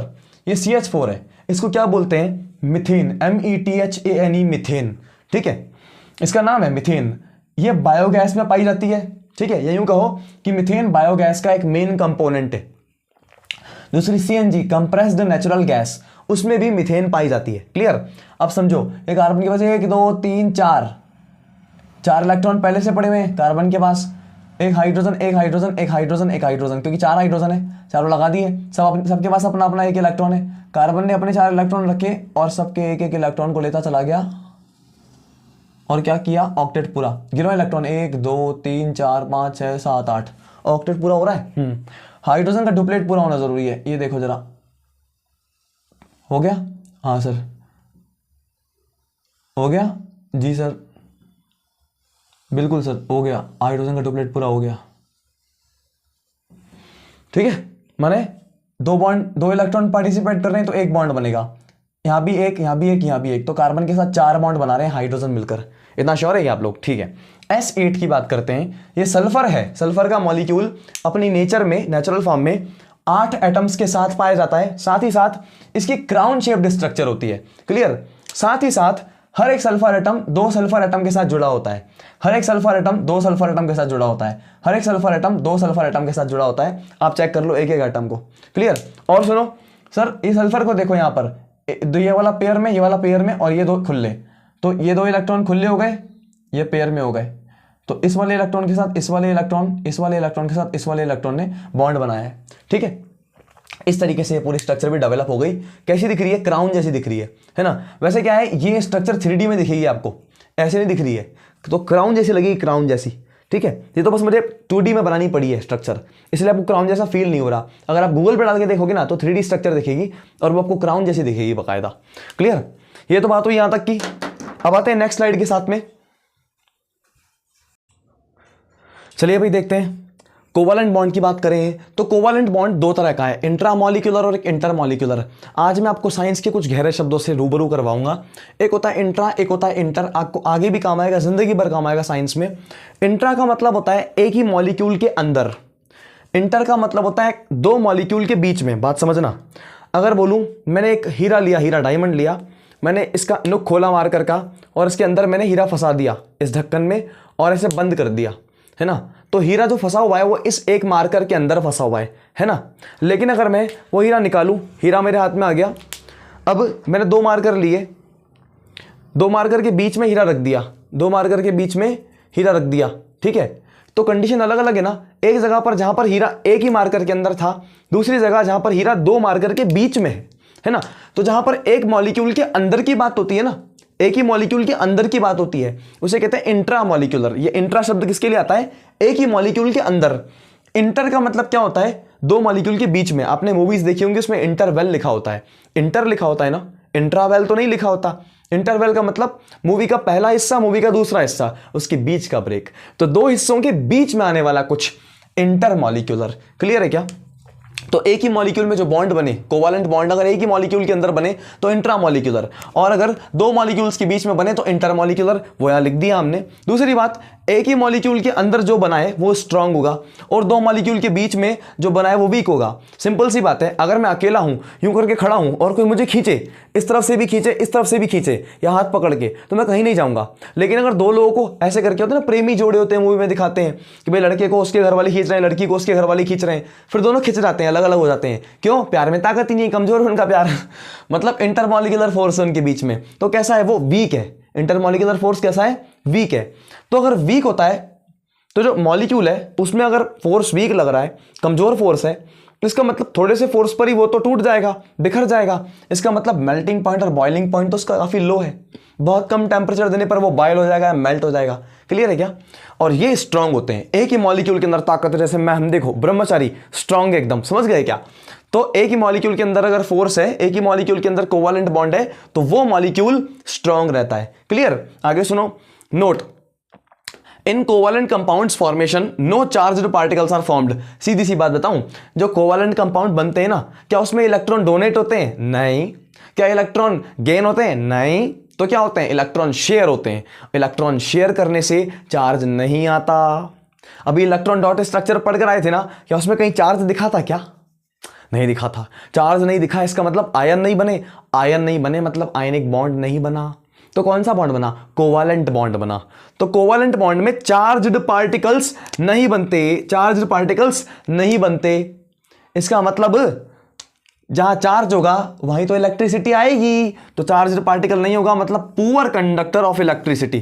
तो जो कोवालेंट कंपाउंड्स होते हैं वो क्या होते हैं? इलेक्ट्रिसिटी के पुअर कंडक्टर होते हैं। ठीक है सर, आगे बढ़ते हैं अपने एलोट्रॉप के साथ में। बड़ा शानदार टॉपिक है ना, एक पन्ने में दिया हुआ है ये अलग से, अलग बॉक्स में। एलोट्रॉप क्या होता है? इसमें दो डेफिनेशन है, एक है एलोट्रॉपी, एक है एलोट्रॉप्स। सुनो पहले, एलोट्रॉपी क्या होती है? Ability of an element to exist in multiple forms is called as allotropy. मतलब एक एलिमेंट है, वो कई सारे रूपों में मिल जाए। मतलब शक्तिमान, शक्तिमान तो है ही, पर गंगाधर भी है, शक्तिमान ही गंगाधर है, समझ रहे हो? इसका मतलब गंगाधर ही शक्तिमान है। तो एक एलिमेंट मल्टीपल फॉर्म्स में एग्जिस्ट कर रहा है, इसी को क्या बोलते हो आप? Allotropy. Clear? When an element possesses two or more different forms in the same state, they are called as allotrop. अब बात करते हैं कार्बन की, तो कार्बन के भी इस तरह से मल्टीपल रूप मिलते हैं। कार्बन कार्बन के रूप में तो मिलता ही है, लेकिन कार्बन कार्बन होकर डायमंड की फॉर्म में मिल जाएगा, मतलब डायमंड में भी कार्बन है। कार्बन ग्रेफाइट की फॉर्म में मिल जाएगा, ग्रेफाइट में भी कार्बन है। कार्बन फुलरीन की फॉर्म में मिल जाएगा, फुलरीन क्या है थोड़ा सा बताता हूं अभी मैं, पर अभी इन तीन फॉर्म्स में मिल रहा है। ये तीनों एलोट्रॉप है कार्बन के। इसका मतलब कार्बन इन तीन अलग अलग रूपों में पाया जाता है, लेकिन स्टेट सबकी सेम है, सारे के सारे सॉलिड स्टेट में है। ठीक है क्या? अब समझो डिफरेंट एलोट्रॉप ऑफ कार्बन। पहली बात करते हैं डायमंड की।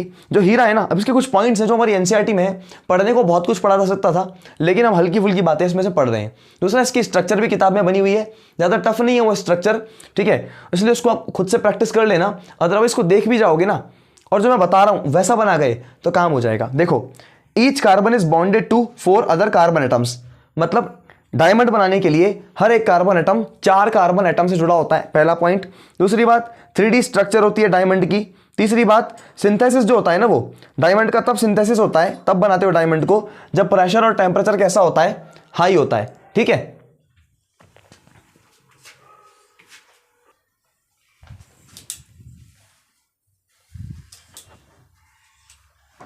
डायमंड अपना हार्डेस्ट सबस्टांस होता है। मैंने पूरी धरती पर जितने सबस्टांस पाए जाते हैं उनमें सबसे हार्ड होता है अपना डायमंड।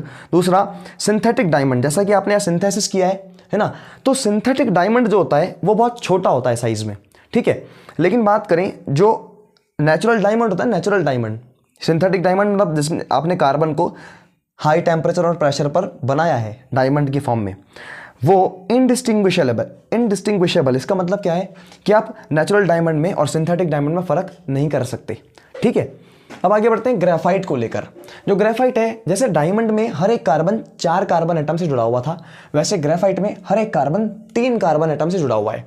दूसरी बात, ग्रेफाइट की स्ट्रक्चर में हेक्सागोनल एरे आता है। इसका मतलब क्या है? हेक्सागोनल का मतलब तो होता है ये, अगर आप डायमंड अपने ग्रेफाइट की स्ट्रक्चर को बुक में देखोगे तो उसमें आपको प्लेट दिखेगी यूं करके, ये हेक्सागोनल प्लेट दिखेगी, है ना, ऐसे ऊपर एक प्लेट है, नीचे एक प्लेट है, उनके बीच में बॉन्ड्स बने हुए हैं, तो ये हेक्सागोनल है। क्या ऐसा एक ही हेक्सागोनल स्ट्रक्चर है क्या? नहीं सर, समूह है, समूह, पूरा ग्रुप है, उस ग्रुप को आप एरे बोलते हो, ARRAY। ठीक है, तो हेक्सागोनल एरे होता है। इसमें आपको एक डबल बॉन्ड भी दिखता है, क्योंकि कार्बन 3 बॉन्ड तो नहीं बनाता ना, 4 बॉन्ड बनाता है। आप देखो, हर एक कार्बन 3 कार्बन से जुड़ा हुआ है, तो 3 कार्बन से जुड़ेगा मतलब 3 ही बॉन्ड पूरे होंगे।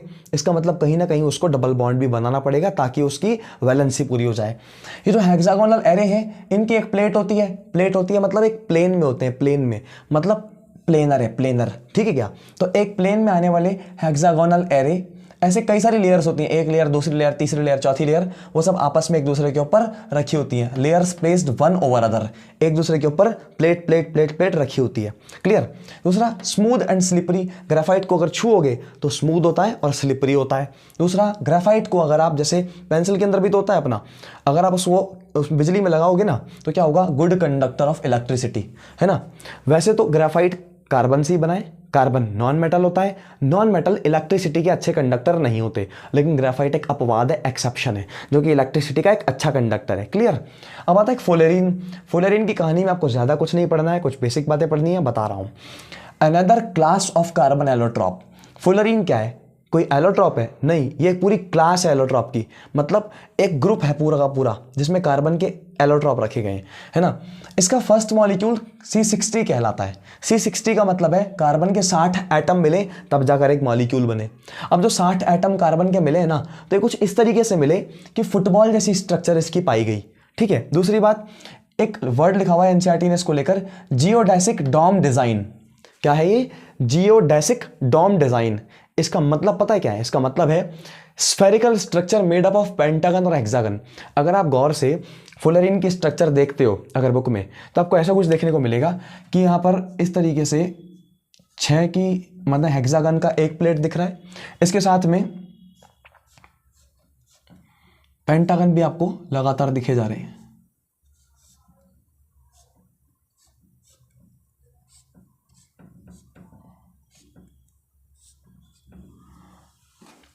मतलब ये तो अपन ने वो बना दिया।